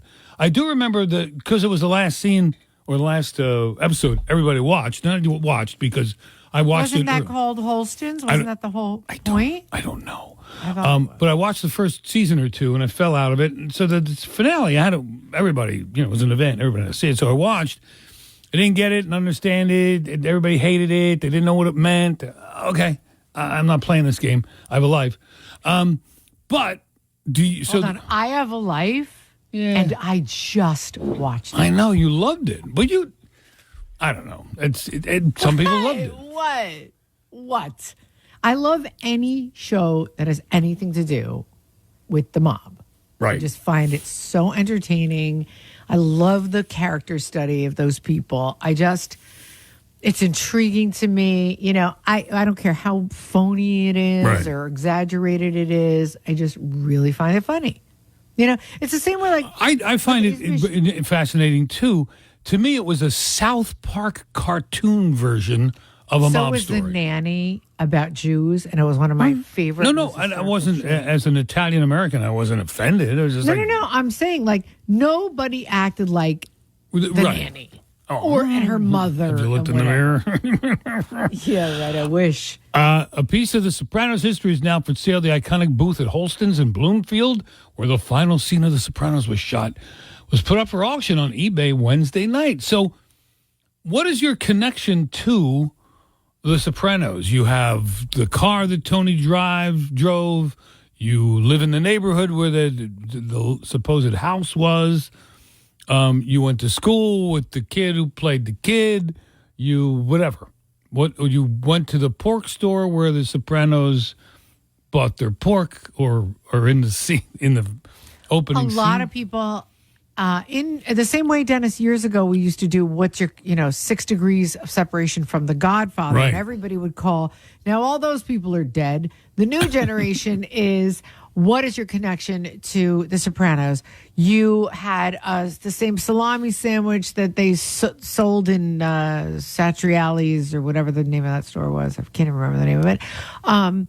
You auditioned for it. Your grandmother auditioned for it. They used your car in the series.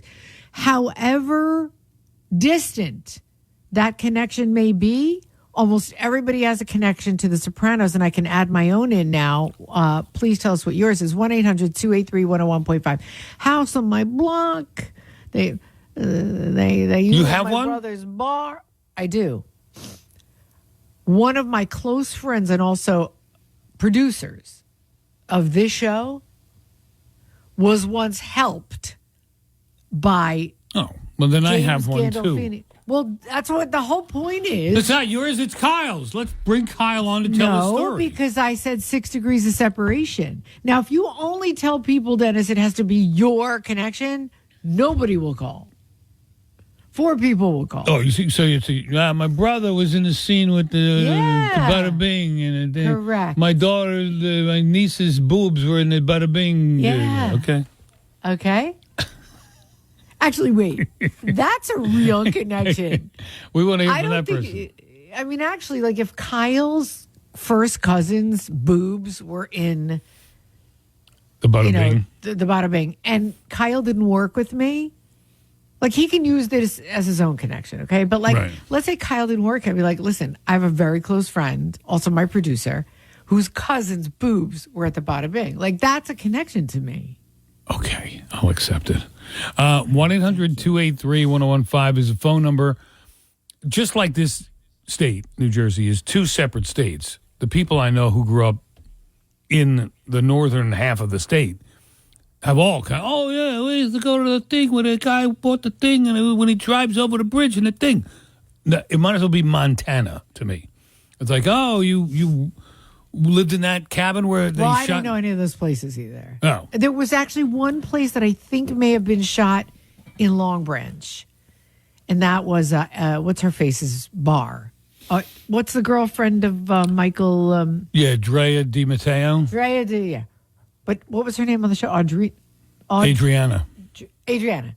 She had a bar called the Crazy Horse or something like that. That building looked extremely familiar to me. Like I think I know that building from Right. Long Branch. John in Whippany, hi. How you doing? John McLaughlin from Whippany. I'm originally from the Bloomfield area. So Holstein's is an ice cream parlor. And I sat there many times, brought my kids there many times to have ice cream. I sat in the booth. They had a reserve sign on it a lot of times and have a picture of Tony. You could sit in the booth. Yeah, it was pretty cool. John, maybe you can help me. It's spelled Holstens. Is it Holstens or Holsteins?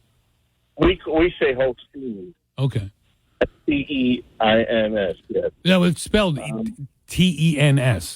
Holsteins. Yeah, we call it Holsteins. Holsteins, Very huh? popular. Yeah, very popular before Sopranos. Right. That's so interesting. Yeah, it was a good place, and I'm surprised because the booth is in the middle of the restaurant. So I guess they're going to tear it up and Yeah, maybe they're remodeling and new booths coming in. remodeling. But Very good. It's an old style ice cream joint. But yep, that's my connection. That's awesome. All right, John. Thank you. You sure you don't have a niece whose nipples were at the Bada Bing? I've been to the Bada Bing too. All right, John. Thank you. Appreciate the Honestly, call. unless your niece's nipples were in it, I don't think you're connected in any way.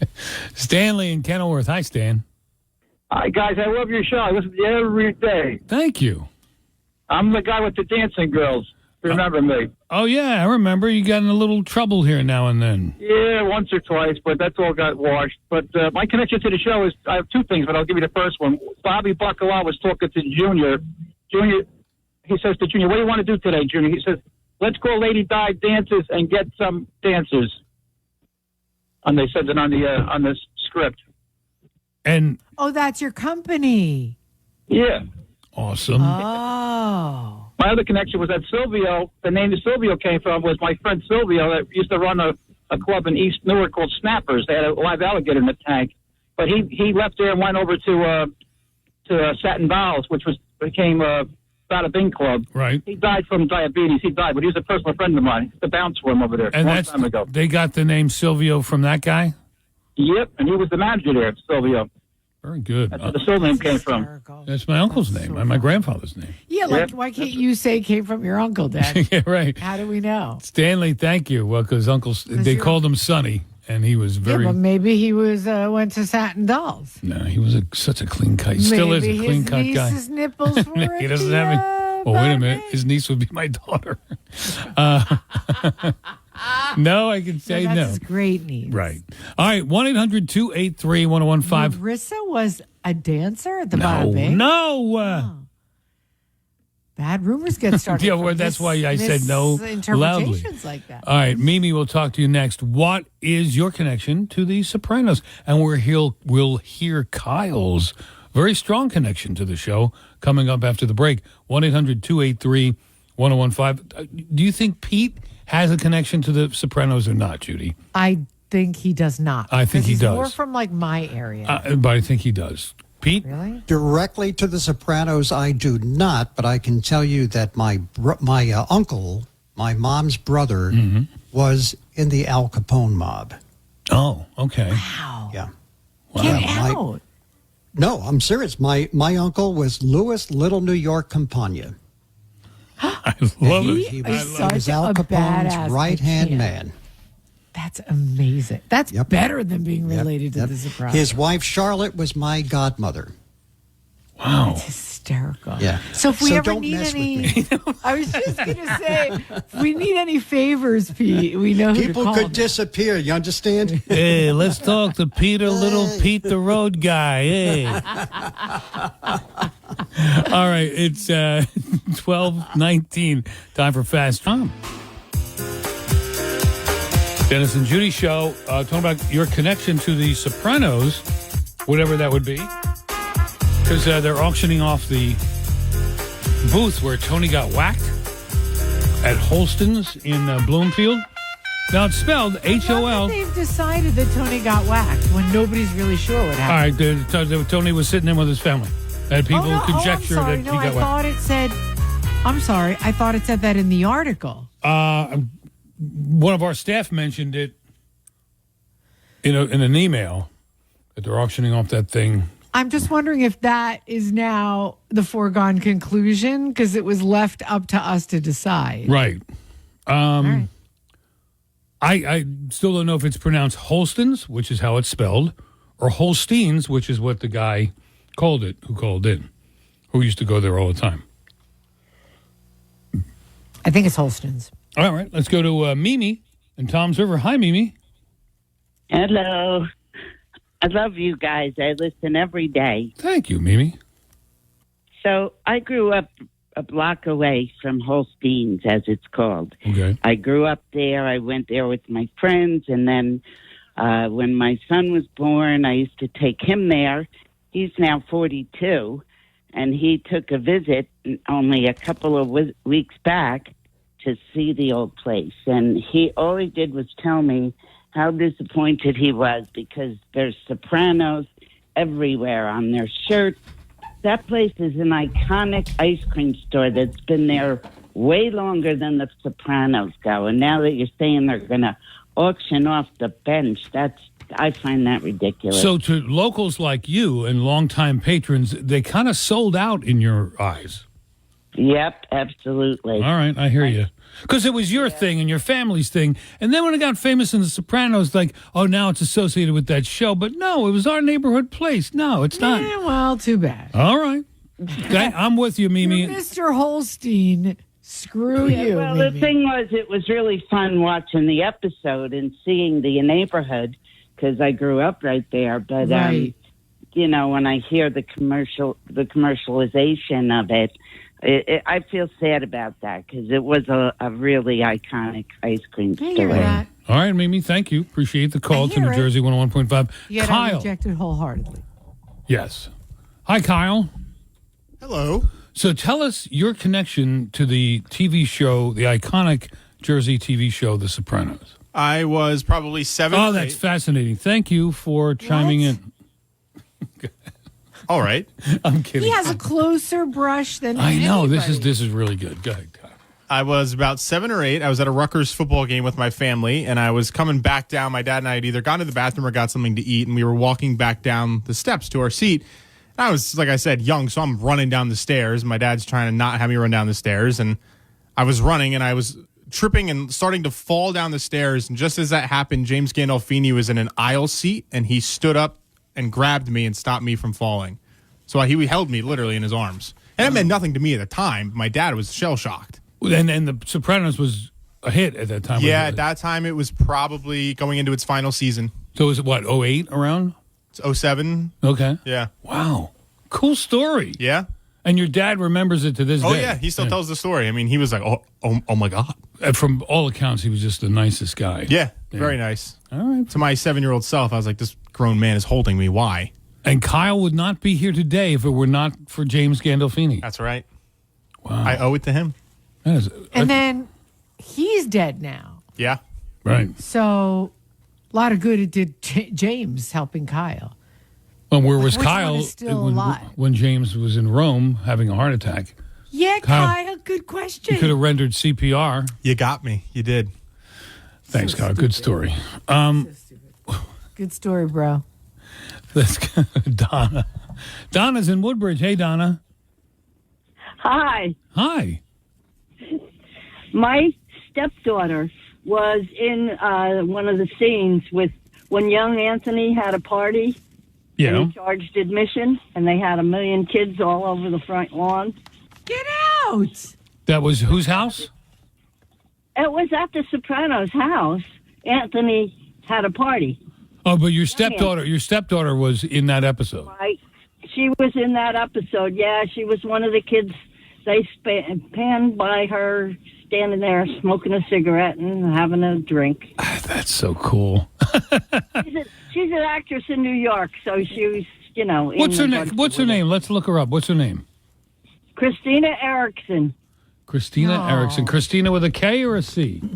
with a K. All right, Christina That's Erickson. so much fun. Has she done anything big? I mean, that's big, but you know what I mean. I don't know of everything that she does, but this was way back. That's why it's stuck in my head. Right. So how old is she now? Oh, now she's in her 40s. Oh, wow. Good for She's her. grown up, and she's worked in New York for quite a while. Not Kristen, but Christina Christina. with a This is our K. first. With a K, yeah. This is our closest connection to The Sopranos so far. Somebody who was Yeah. actually in it. In an episode. Although we know a lot of Thank people you who very have much, been- Donna. Bye, Donna. Thanks for calling New Jersey 101.5. A lot of people who are listening to us now have some sort of connection to The Sopranos. They were in a crowd scene. Their father's tailor shop was in the background. They lent them a car to use that looked like Tony's car. 1-800-283-101.5 is our phone number. And guess what, Den? What? One of our regular callers has a connection. You don't know this about one of our regular callers, Jeff, but we're going to hear about it when we come back from the break. This is shocking. And what was your connection to The Sopranos? 1-800-283-1015. It is 12:30. Fine.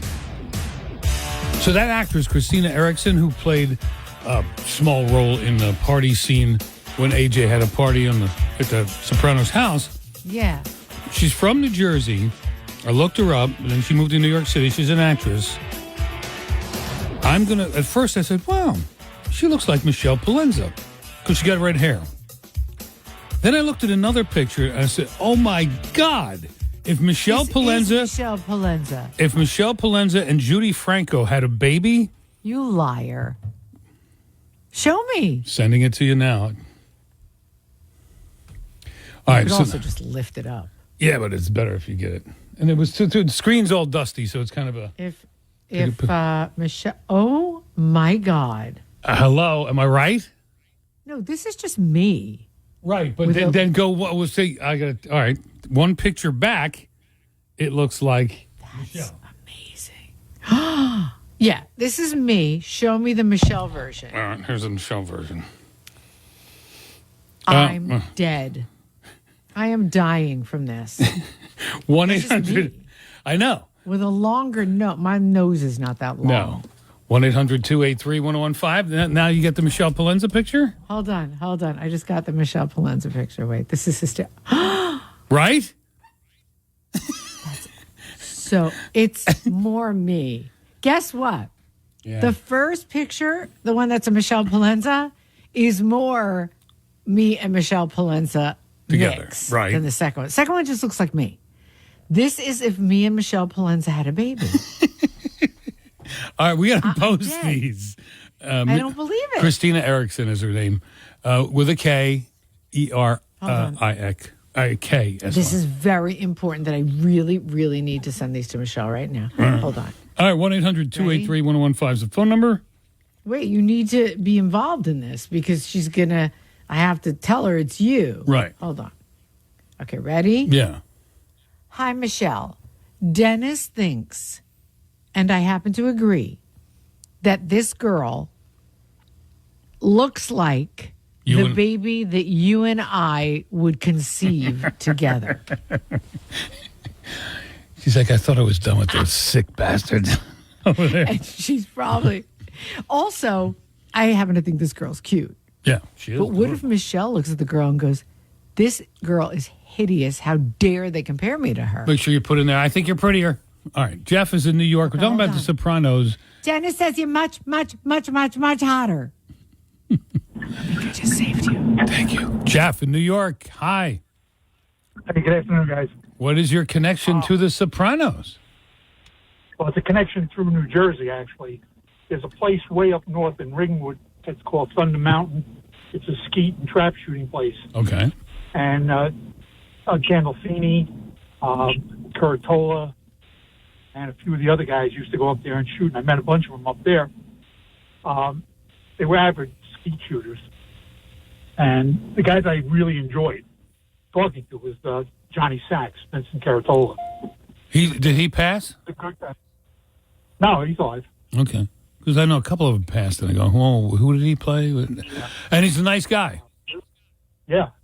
I met what's his name, Christopher, in Home Depot. I met Hesh, the Jewish gangster. Right. I met him in BJ's. No, Costco. Sorry, Costco. And to get a little street cred with them, did you tell them you were in the joint? Yeah.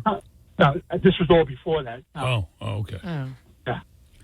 All right. So. Very good. Look at you rubbing elbows with the Hollywood stars. I met Gandolfini at a charity thing for building homes. I can't remember what the name of the organization is, but I got tickets to go to that, and I met him there, and I shook hands with him. I spoke with him. He was another great guy to talk to. He was just good. Very nice. Thank you, Jeff. Appreciate the call to New Jersey 101.5. Dennis, does watching Drea Matteo on, this person writes fans only, but they mean OnlyFans. Right. Does I'm writing a watching post Drea about Matteo that. on OnlyFans count for this topic? No, I'm writing a post about that. She paid off her mortgage in 5 minutes.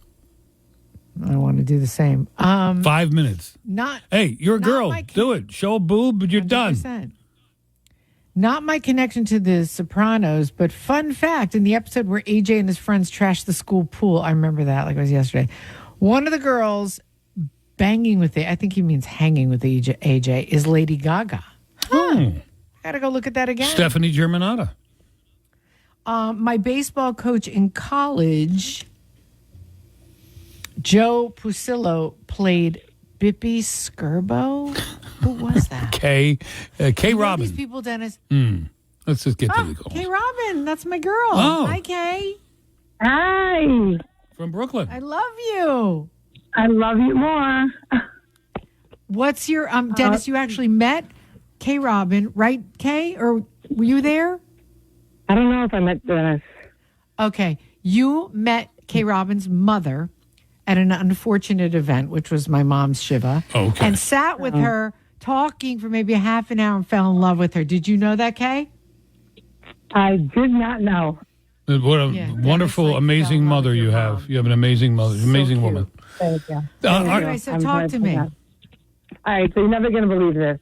I went to have my baby 16 years ago. I had a C-section.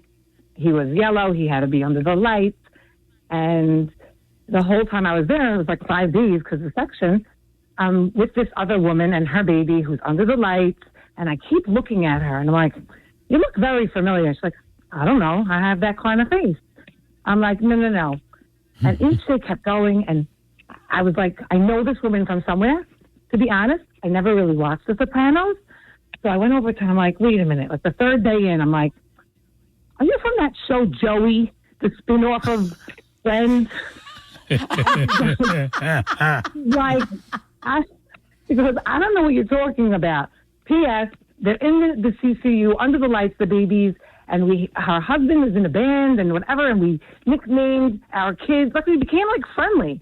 And as she was leaving, the day she's leaving, she goes, I just want to tell you, I'm Drea Di Matteo and I'm on The Sopranos. I'm like, are you kidding? Why did she wait till the day she was afraid you were going to like? Yeah, make a big deal. Other people be coming up to the room. Oh, so what's Tony like? You know what it is? Listen, we were both, postpartum, exhausted. We were in like robes and no makeup. You know what I'm saying? And like, if I went and called my entire family, they're going to come and they're not going to care about me and my baby. They're going to just go right to her. Right. Smart move. It was a smart move. Wait, what? Kay, I have to know, what hospital was that? We were in Cornell. And Okay, my 'cause I was son's birthday is November 28th, 2007. And her baby's name, I think we looked it up, Georgia or something, her child's name is. That's the cutest thing. That's such one more thing, because you know me, Judy, I like to talk. I'll say one last thing. So my sister was reading in the paper that she had a baby, like she saw it in the paper, like, people met, whatever it was. She had a baby, and they said the weight. I'm like, that weight is wrong. That's maybe the birth weight, but the baby's weight, like I knew like everything about this. The Billy Rubin count on the kid and everything. And it was just funny. Kay, that's a real connection. I love it. Yes. Very good. Thank you so much. Great speaking to you all. Have a great day. Thanks, you By the too. way, follow her on Instagram, Kay's in the Kitchen, Kays in the Kitchen. She's fantastic. Oh, that's awesome. Love her. All right, more of your calls coming up. Your connections to The Sopranos, 1-800-283-1015. It's 1244. Fast traffic and your call coming up. I talk to you guys about Guaranteed Service all the time because they're my go-to guys for all of my home's plumbing, electrical, and HVAC needs. But what you don't know is that they have so many 5-star reviews on Google because people know that they are unlike any other company in New Jersey. Highly trained, they are reliable. They're the kind of people you would want to actually invite over for dinner. And it's a great family company. Whether your heat stops working, your toilet's leaking, or your outlet keeps tripping, they will come right away, diagnose your problem for free, sometimes before other people even call you back. And when you tell them I sent you, they're going to take off $50 any service.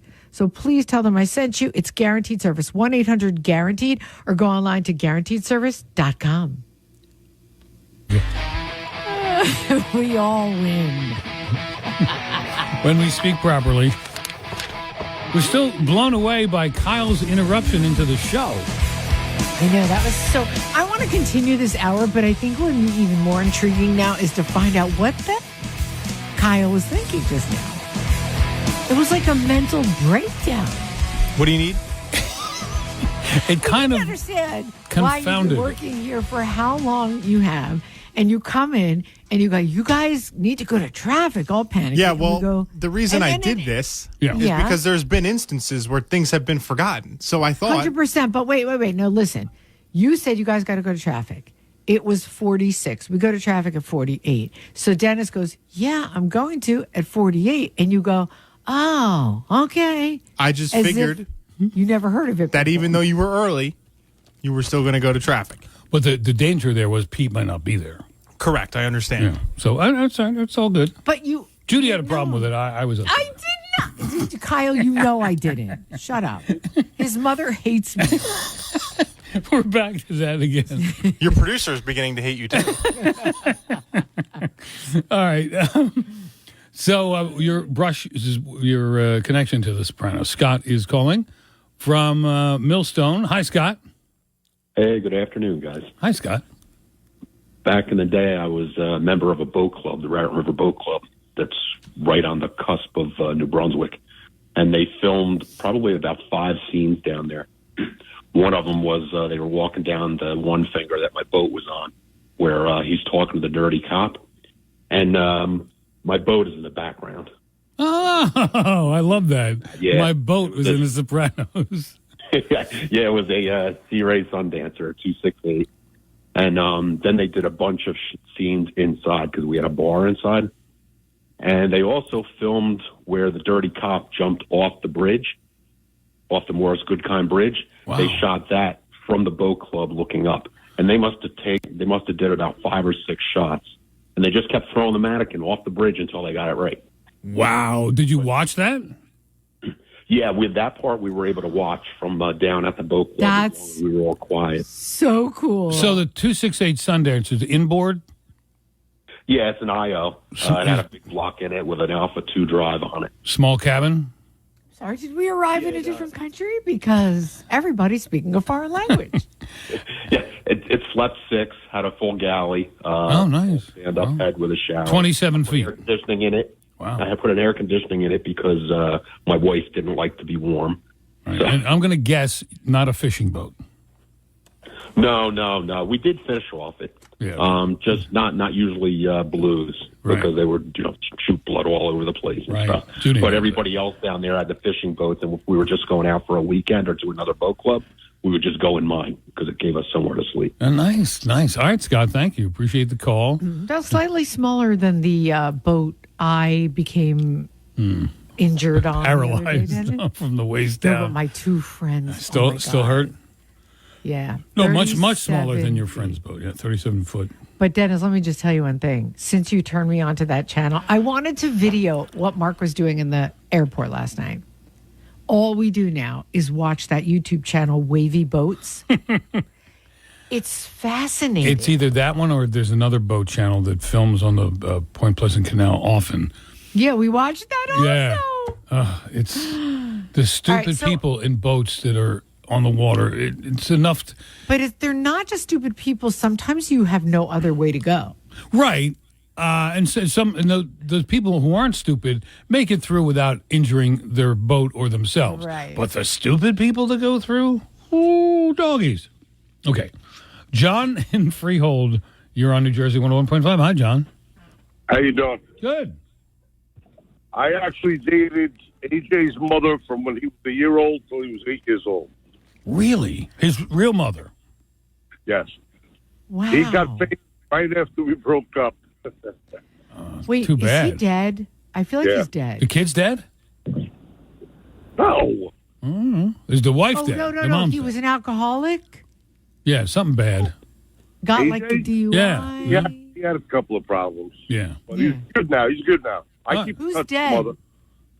I'm sorry, Tony I Soprano. think there's some dead besides him. There's somebody else I who's don't dead. know. The Paulie Walnuts. He lives in Vegas. Oh, yes. He's a professional poker Yes. player. Oh, wow. That's cool. Yes. Thank you, John. Appreciate the call to New Jersey Holly Walnuts is 101.5. dead.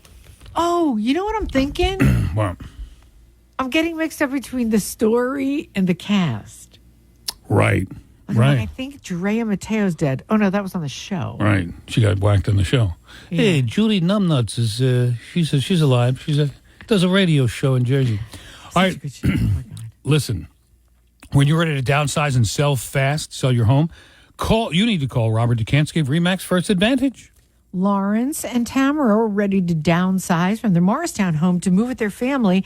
Choosing Rob Dukansky and his team for that job worked out big time. After only 12 days on the market, 26 showings, multiple offers rolled in, 5 in all. That drove up the price to the tune of $56,000 over the list price.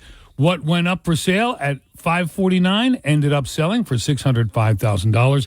Now, if you want to guarantee yourself a great experience when selling your home, check out Rob's Your Home Sold Guaranteed program at robsellsnj.com. Robert Dukansky not only lists your home, but he's got the in-house marketing to drive hundreds of buyers to your home, creating demand, driving up the price.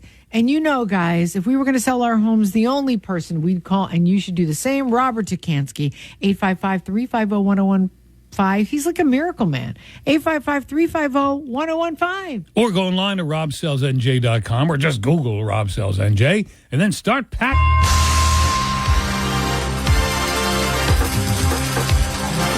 Bed Parks Casino and Sportsbook app, New Jersey. Chime time.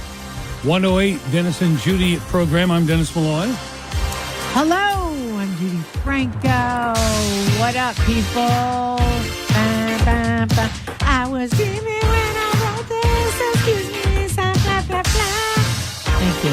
Beautiful. Ladies and gentlemen, that is my impersonation of Prince. All right, so we were talking about the Sopranos, and I'll let one more on because Janet is hung on. Yes. What? No? What? Okay. Well, because there was something else I wanted to talk to you about, but I thought we were going to do this. If we're not going to do this, I want to float something else by you. That's what I'm going to do. Yeah, but So I'm you going to don't set know up the what I wanna topic. talk about. Well, why don't we just continue this? No, because it's boring. We've got enough Okay, people. but then you're going to set up a topic that isn't the one that I wanted to float. Do it! Gosh darn it, Judi. I mean, I don't know if it's gonna be. Well, that's why we're going to talk about visiting your childhood home. I know, but this might be better. All right, do it. Just tell me.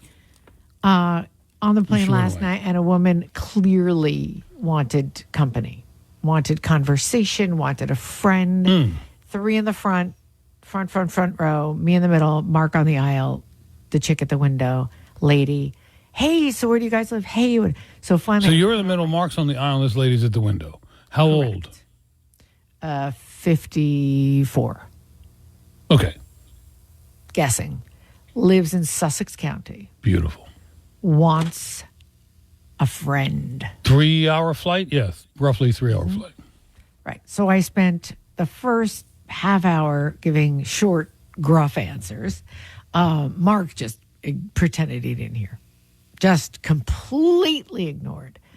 So it got me thinking. Ooh. And then, I mean, there were tons of times where I had my AirPods in and I just pointed to them like, oops, sorry, something blocking my ear eustachian tube. You're bringing to light something I've known for these many years. What? You're not a very nice person. Not when my flight's been delayed 2 hours. I've already taken a half a Xanax, so my eyes. Oh, well, tell her that. Just say I just took a Xanax. I'm going to be. Oh, I didn't need to tell her anything. She wasn't 100%. But yes, I was. Was she weird?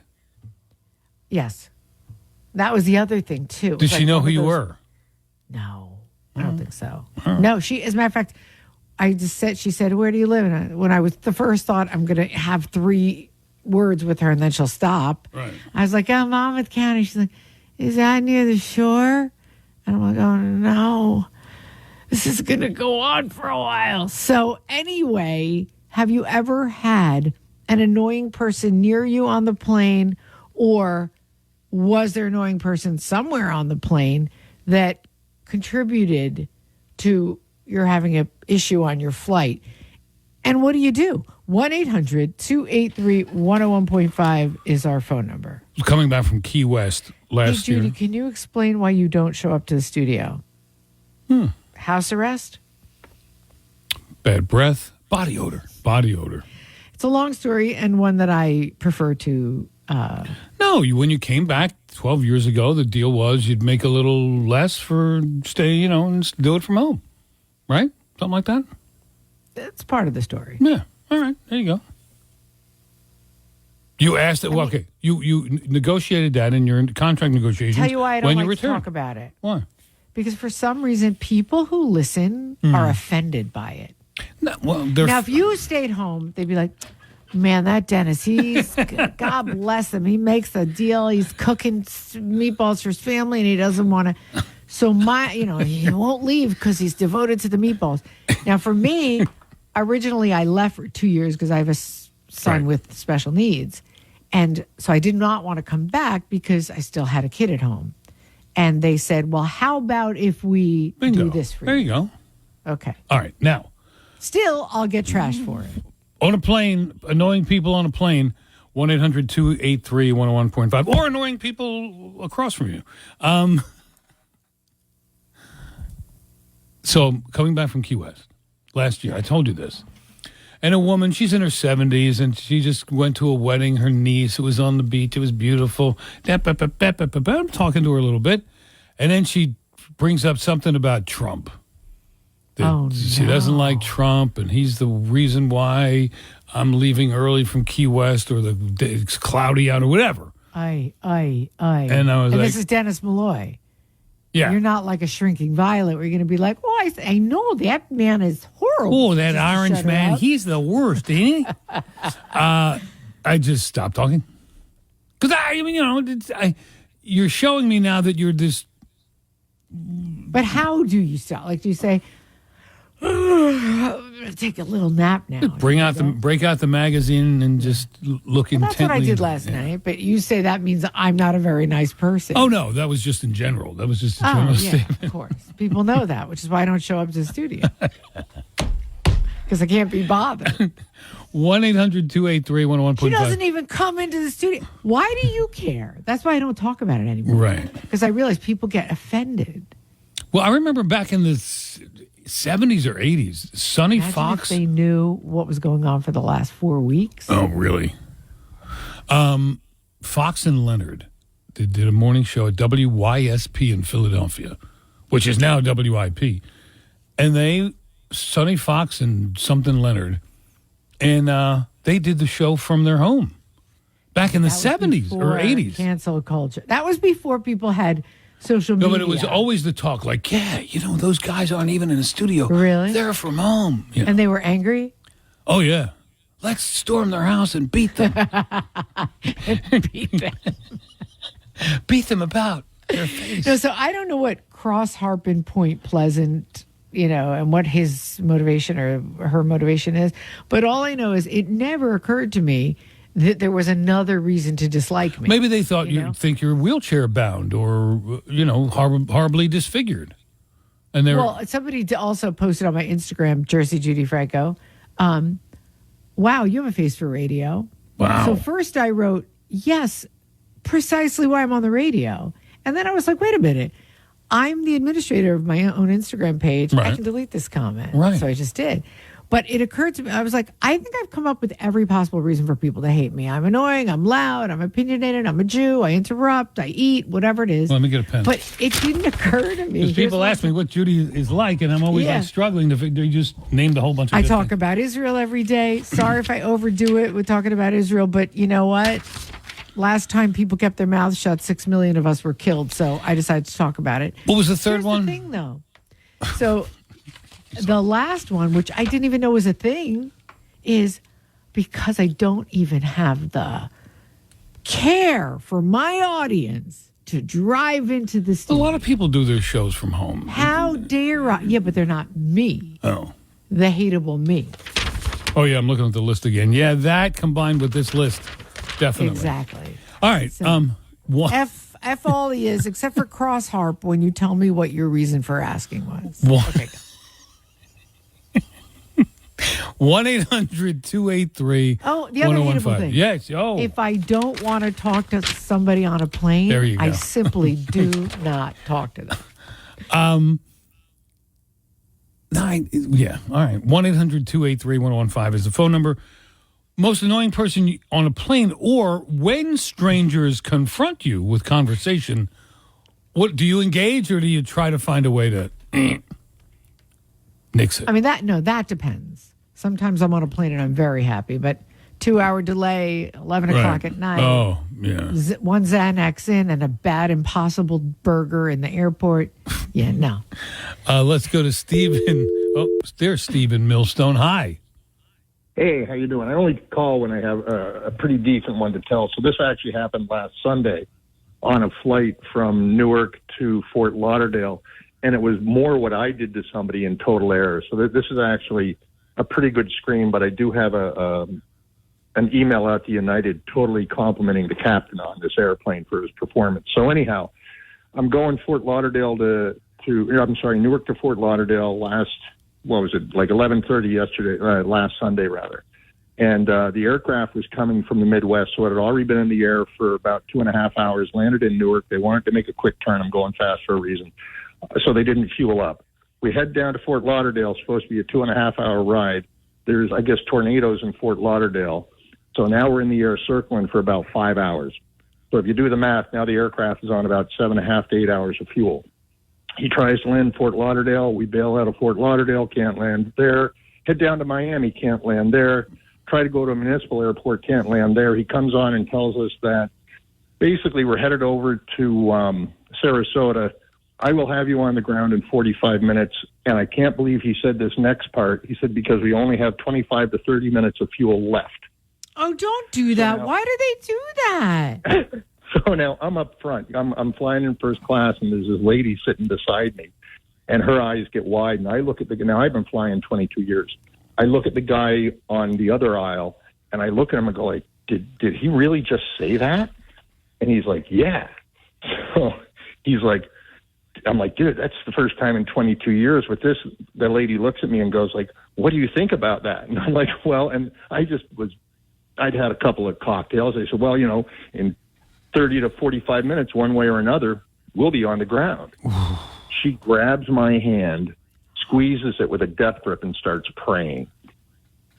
Oh, long story short, we got on the ground. Here's the coolest part of this whole thing. This poor, beautiful, I know you guys have talked about this before, but this was a legit service dog, was in first class with us, had been on the aircraft for 8 hours. We didn't even have enough fuel to get off the runway when he got us on the runway. I have a picture of the captain walking this dog on the grass beside the runway because he felt so bad he'd been in the air so long. But this captain was amazing. What airline? That's United. Absolutely amazing. Very good. That's a great story, Steve. Thank you. Appreciate the call to New Jersey 101.5. Annoying people you've had to deal with on the plane. And when strangers do confront you to talk, what's your go-to? 1-800-283-101. So this week, Judi was sitting next to a woman who wanted to talk the whole time on a 3-hour flight that was already 2 hours delayed. Have you encountered this? What's your go-to? And anywhere that strangers want to talk to you, do you engage or do you back off? 1-800-283-101.5 is the phone number. Somebody referenced in the app chat the movie Airplane, where passengers sitting next to Ted off themselves rather than listen to his story. That's Greg in Wisconsin. Like the movie Airplane, Judi, I don't know if that couldn't be made and distributed today, right? That's what I'm thinking. Because it was so offensive. There one scene where there was everybody lined up and slapped this girl, the stewardess, I think, and slapped her. But there's a movie out, and it came out late last year, made a little bit of noise for a while. You had to pay. No distributor would show it in the movie theaters. Nobody would grab it. Lady Ballers, where these guys pretend to be women and form a team and play in the ladies' basketball league and clean up. I feel like there's so many like that, though. Like, how about there was a show where, like, a black person or white girls pretended to be black girls? No, it was in blackface. I thought it was black guys people pretending to be white girls. That was 20 years ago. This is brand new, and it's making fun of the trans athletes who are breaking records in women's sports. They go, then why not just and these guys don't make much of an attempt to look like women. They just put a wig on and go out in the basketball court. And of course, everybody stayed away from it, trashed it. Right. Like, how dare they? Right. But it's the guy who runs the Daily Caller. I forget his name. Jeremy something. Is it Matt? Oh, no. I'm sorry. I'm stupid. You know what I'm thinking of? What? Drudge. The Drudge. Oh, yeah. Drudge. Whatever happened to him, by I the way? don't know. It's weird. But back to people that won't shut up that you happen to be stuck next to. What's your go-to? What's happened in your case? Or any annoying person on a plane? 1-800-283-101.5. And not just on a plane, I mean, any kind of transportation. Or even online in the supermarket where you always talk to people. I do. I'm really keen on not saying more than one phrase if they, seem like they're not into chatting.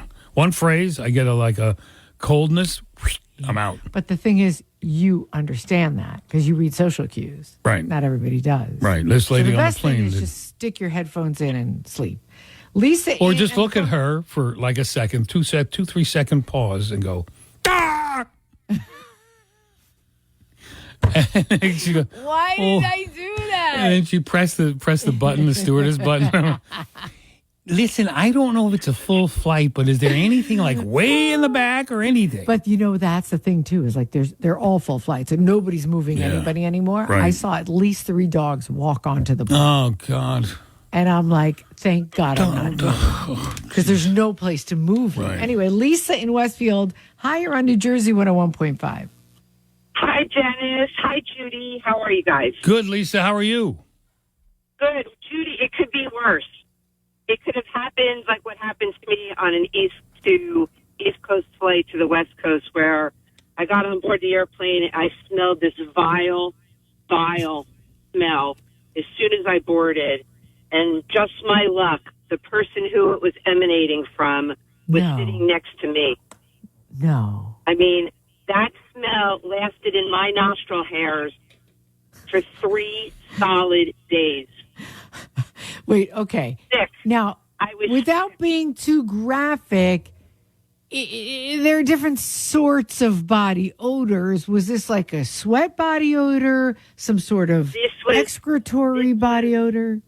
This was, I don't use any deodorant, and I am going to let my natural essence kill everybody around me.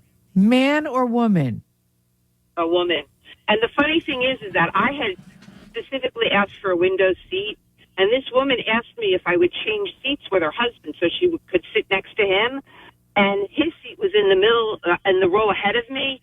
Well, after sitting next to her for 4 minutes, I said, you know what? Go ahead. Your husband can come and sit here. And I literally sat between these 2 gigantic guys in the middle seat in a throw-up bag the entire time because I couldn't take the smell. Oh, my God. How long was the flight? It was like, 5 hours to Las Vegas. Oh. It was awful. Did you exchange like looks with everyone? Because see, I would be paranoid that people would think it was me. So I would be spending the entire time looking at everybody else and rolling my eyes like, right. Do you believe yes, this? It ain't me. Judy. I know that people knew that it was this lady, especially the one that was sitting to her right. But I mean, what can you do other than there's nothing you could do. You can't to anybody because people are ahead of you, so they can't see your face, and the people behind you can't see your face. Right. You know what I mean? Oh, There's God. nobody you can really connect with. Horrible. All right, Lisa, thank you. Appreciate the call. Let's say you happen to have had a tiny little spray bottle of some sort of air deodorizer on you. Okay. Would you have the nerve to spray it? Oh, God. I would spray it like my daughter On has. me, right. My daughter has scented hand sanitizer in a spray bottle. Spray Right. that all over my hands and up my arms a bit. So And then just like keep your hands over your Yeah. nose for the entire flight. Oh, my God. I wonder if that woman has any clue, or her husband, that they smell like garbage. Anyway, what was I going to ask you about? Who's the good-looking guy on Shark Tank who has a business? I see it advertised on TV. He advertises private jet flights. Like get a private, good-looking You mean guy. one of the sharks? Yeah. Oh, Robert Herjavec? Yeah. Yeah. He's the good-looking one. Yeah. He advertises, hey, fly private and out of Teaneck or whatever. And I guess it's like an 8-seater and you fill up the whole plane or split it with somebody. Yeah, so it's funny because a few of my friends flew in and out private when I was in Florida. And, you know, it's just, it's $2,500 a person to fly, which really isn't that bad one way when you consider that first class or business class could be that much. Right, or Not more. really to Florida. Right. So, yeah, they pay. I mean, these are people who could afford that, you know. So somebody said, do you want my seat on the way back? There's one seat. And I thought if I were alone, maybe I would have done it. Right. But I have Mark with me, so like $2,500, maybe I could do, but I can't pay $5,000. I just can't. Right. Or leave Mark behind on Delta. Or leave him behind and be like, it was great traveling with you. Thank you so much. For It's so much fun, Mark. I'll be on the private jet home. Have somebody pick me up at Teaneck. Dottie and Maria, hang on, please. 1:31 now. Come. Dennis and Judi show. I'm Dennis Malloy. That's Judi. Oh, we lost. Yo! We were talking about when you've been on a plane with an annoying person or just anywhere stuck where you had to talk to a stranger and they didn't get the cues. What are the nonverbal cues? Yeah, like they don't have the emotional intelligence to know that, like, you don't want to talk to them. I know in the first second somebody doesn't want to talk. Boom, I'm out. Not only that, I'm out. but like you and I know each other so well now. Right. And I'm sure you can say the same about me. I can tell by the way your eyebrow quivers at the corner exactly the kind of mood you're in and how it's going to be between you and me. Now, okay. right. Now I feel like I can change it, just like you can change it for me, you know? But somebody who will sit next to you. I made a motion I can to no Judi. I can no longer continue. I made a physical motion to Judi, a pantomime. Pantomime is what I did? Yeah. That was humorous and maybe naughty in nature, that's all. Perhaps. Disgusting pig. Thank you. All right. Who have you gotten stuck with on an airplane? Did you not want to speak to them? Annoying people on the airplane. 1-800-283-101.5. And what do you do? Yes, I pretended like I had my headphones in and I couldn't hear. It was a very strange person. Maria in Howell, you're on New Jersey 101.5. Hello. Hi, I thought we were talking. Hi, guys. Hi. Hi. Every time I call in now, I'm going to refer myself as No Filter Maria, so you know it's me. Oh, good. Okay. We like people like this. Yeah. Oh, yeah. Do you remember a couple of months ago when I called in and I asked something about that I was going to ask something that was off color? Yeah. About dryness in a certain... Oh, yes. Yes. Yeah, that was me. Well, as long as your off-color language does not drift into profanity that we can't use on the air, then we're good. No. We're So good. we're going to talk about... I thought we were talking about smelly people. I avoid it at all costs. If I'm in a supermarket and somebody smells, I will just say out loud, there is soap, you know. Wow. You'll just blurt it out. There is soap, I will just blurt it out. Yeah, there is soap. How about some deodorant, people? Have you ever been to Europe? Oh, no, but I'm sure that wouldn't stop me from blurting out. I don't think I've ever been in a bad situation with BO in Europe, but I do know that they don't treat hygiene the same way we do. They might, not shave the underarms, not shower every day, but I've never come across a bad situation. I know. I work in an office that patients come in, and there's one particular patient that smells so bad. We relight a candle before that patient comes in. Oh, my God. Oh. Judy, remember we had a fella that worked here that smelled really bad? Yes, we did. And they had to talk to him. Oh. Yeah. You have to. You have to. But guess what? It helped. Yeah. He did pay attention to it more after that. Nice fella. I never knew exactly what the odor was. Again, like there's so many different body odors.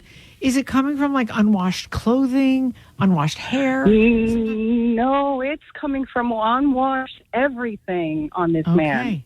Wow. All right. I hear that. Yikes. Does he still come in? Yes, Coming in tomorrow. Oh, God. All right. Hey, if you're the smelly man, you got a doctor's appointment tomorrow, shower up. All right, Maria, thank you. No Filter Maria, thank you. Appreciate the call to New Jersey 101.5. Judy, do you like some random facts? Would you like some random facts for today? I guess. All right. The oldest person in America is 114 today. Elizabeth Francis of Houston, Texas. 114, seventh year. Good. Yeah, 114 years. It depends if she's vital. If she's like lying there, like a vegetable. Yeah. You know? If she's like Bill Doyle, then no, it's not. It's not commendable. That is so horrible. Like, you put that in your last will and testament. Like, if it's like Bill Doyle, do not resuscitate. DNR. You're horrible. Thank you.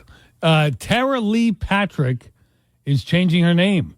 You know her as the former Baywatch star Carmen Electra. Yeah, yeah. She's changing her name legally to Carmen Electra.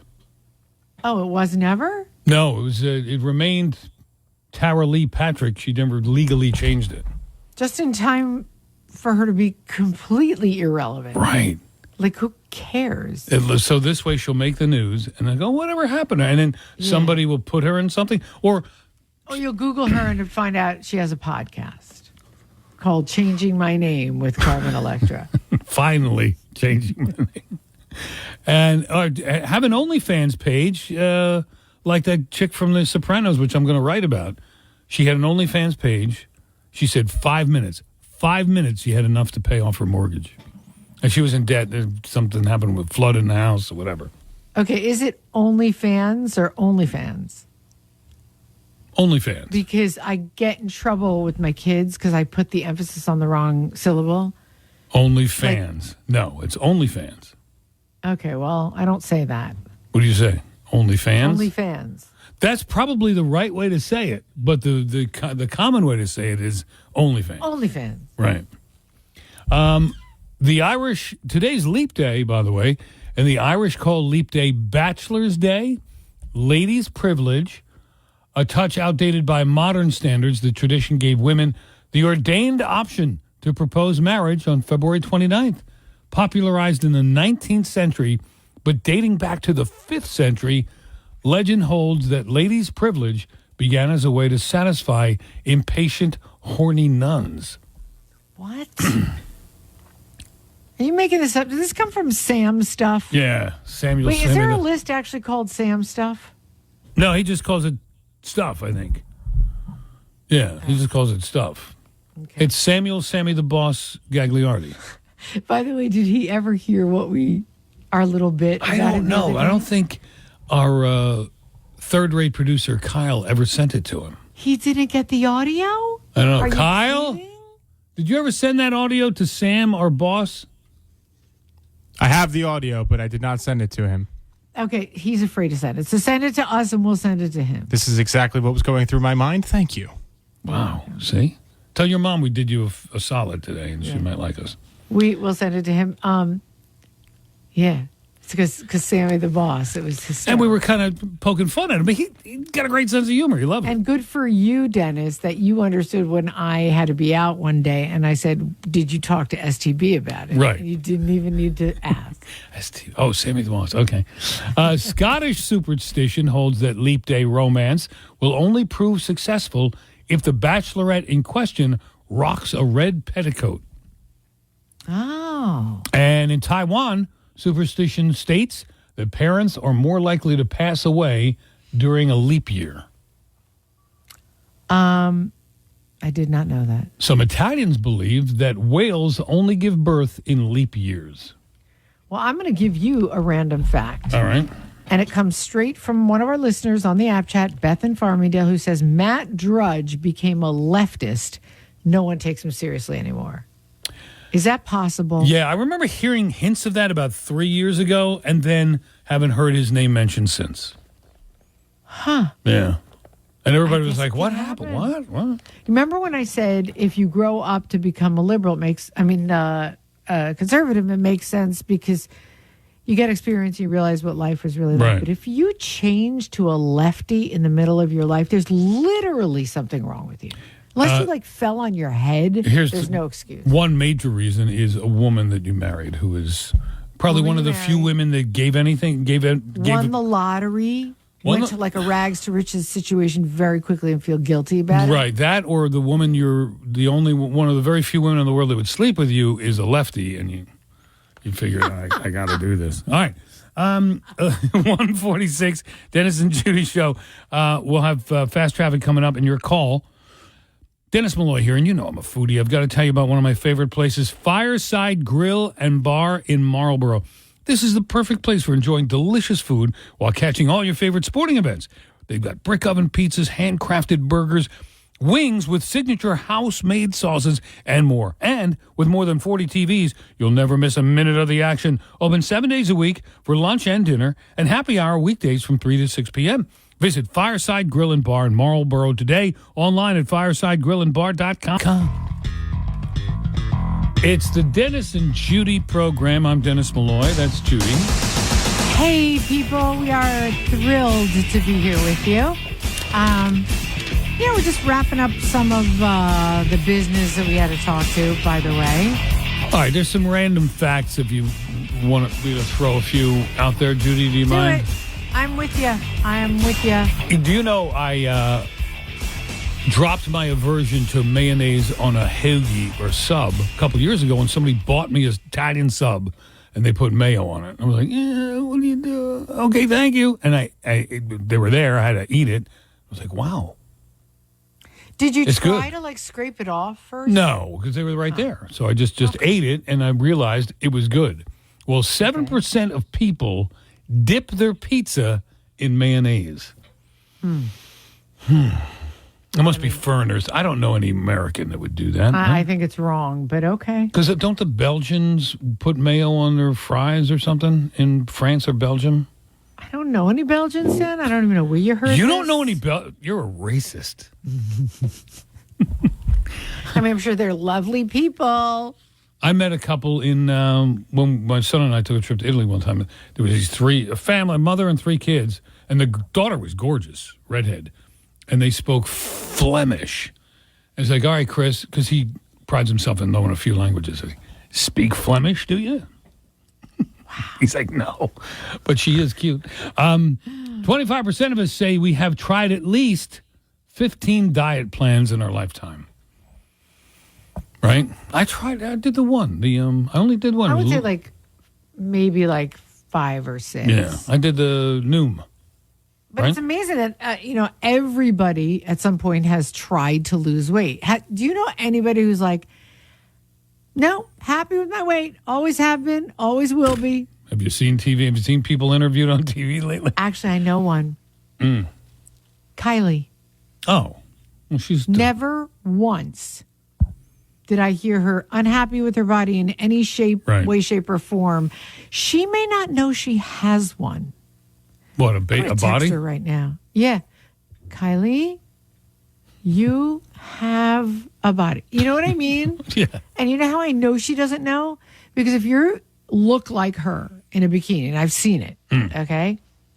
And you're not walking around like you own the world, you do not know. You've never looked at a She's mirror. the least pretentious or ostentatious woman in the She world. should be walking around like those girls who look like that. And she right? doesn't. She's just very, very... Idiot. That's why plain. she's an idiot. She's not an idiot. She's a very good girl.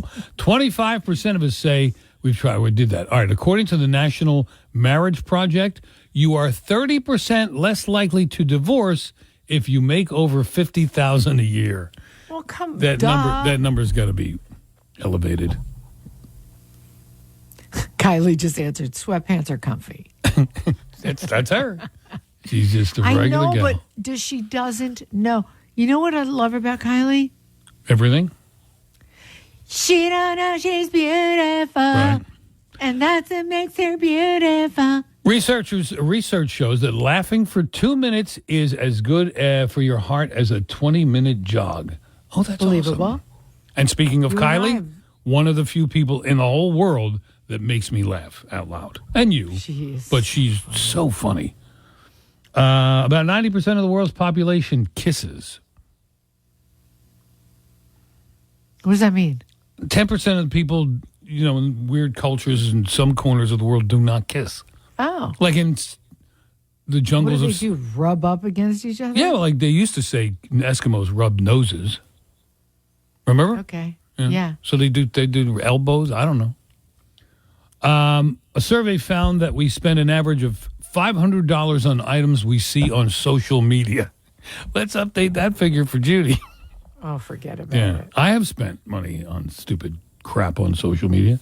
And the old social media, and like if I'm playing a game, that's about the only advertisement I'll see. According to AAA, about 35% of us have one French fry in their car right now. And it probably got there by accident. No French fry in your car? Definitely not. Oh, there's definitely one in my car. Because I don't eat French fries. I don't often, but there's definitely... I remember like a fry slipping in between the seats and go, Last time I had a fry was in a restaurant. Never in the car. Well, you're a classy lady, Judi. No, I always eat. You know me. I eat breakfast, lunch, and dinner in the car. Still but a not classy fast lady. food. I'm not a lot of fast food. But guys, a lot of people ask me, is it really true what you say about Value City? Well, yes, it's absolutely true. It is the only place I buy my furniture and my mattresses. This is why I shop there, because every time I go, I find either some unbelievable buy, some beautiful new set that came in, and it's just there's always something to see and there's always something to save on. And right now, huge instant savings at Value City. All furniture is reduced. All. Save up to $500 off on the spot, plus clearance and closeouts up to 70% off and up to 60-month special financing with low monthly payments, complete room packages as low as $18 a month. That's pretty amazing. $18 a month. Guaranteed lowest prices on top brand mattresses. Savings with style at Value City now. ValueCityNJ.com. Some exclusions apply. See store for details. Thank you, Judi. Yeah, my pleasure. Golly, you're a swell gal. Feel the same about you. You're a nice fella. Nice fella. Listen, the two nice fellas, Dominski and Doyle, are coming up next. And I would really appreciate it at the end of the week. Tomorrow is the last day. If we could do this one more time. You know what, Dan?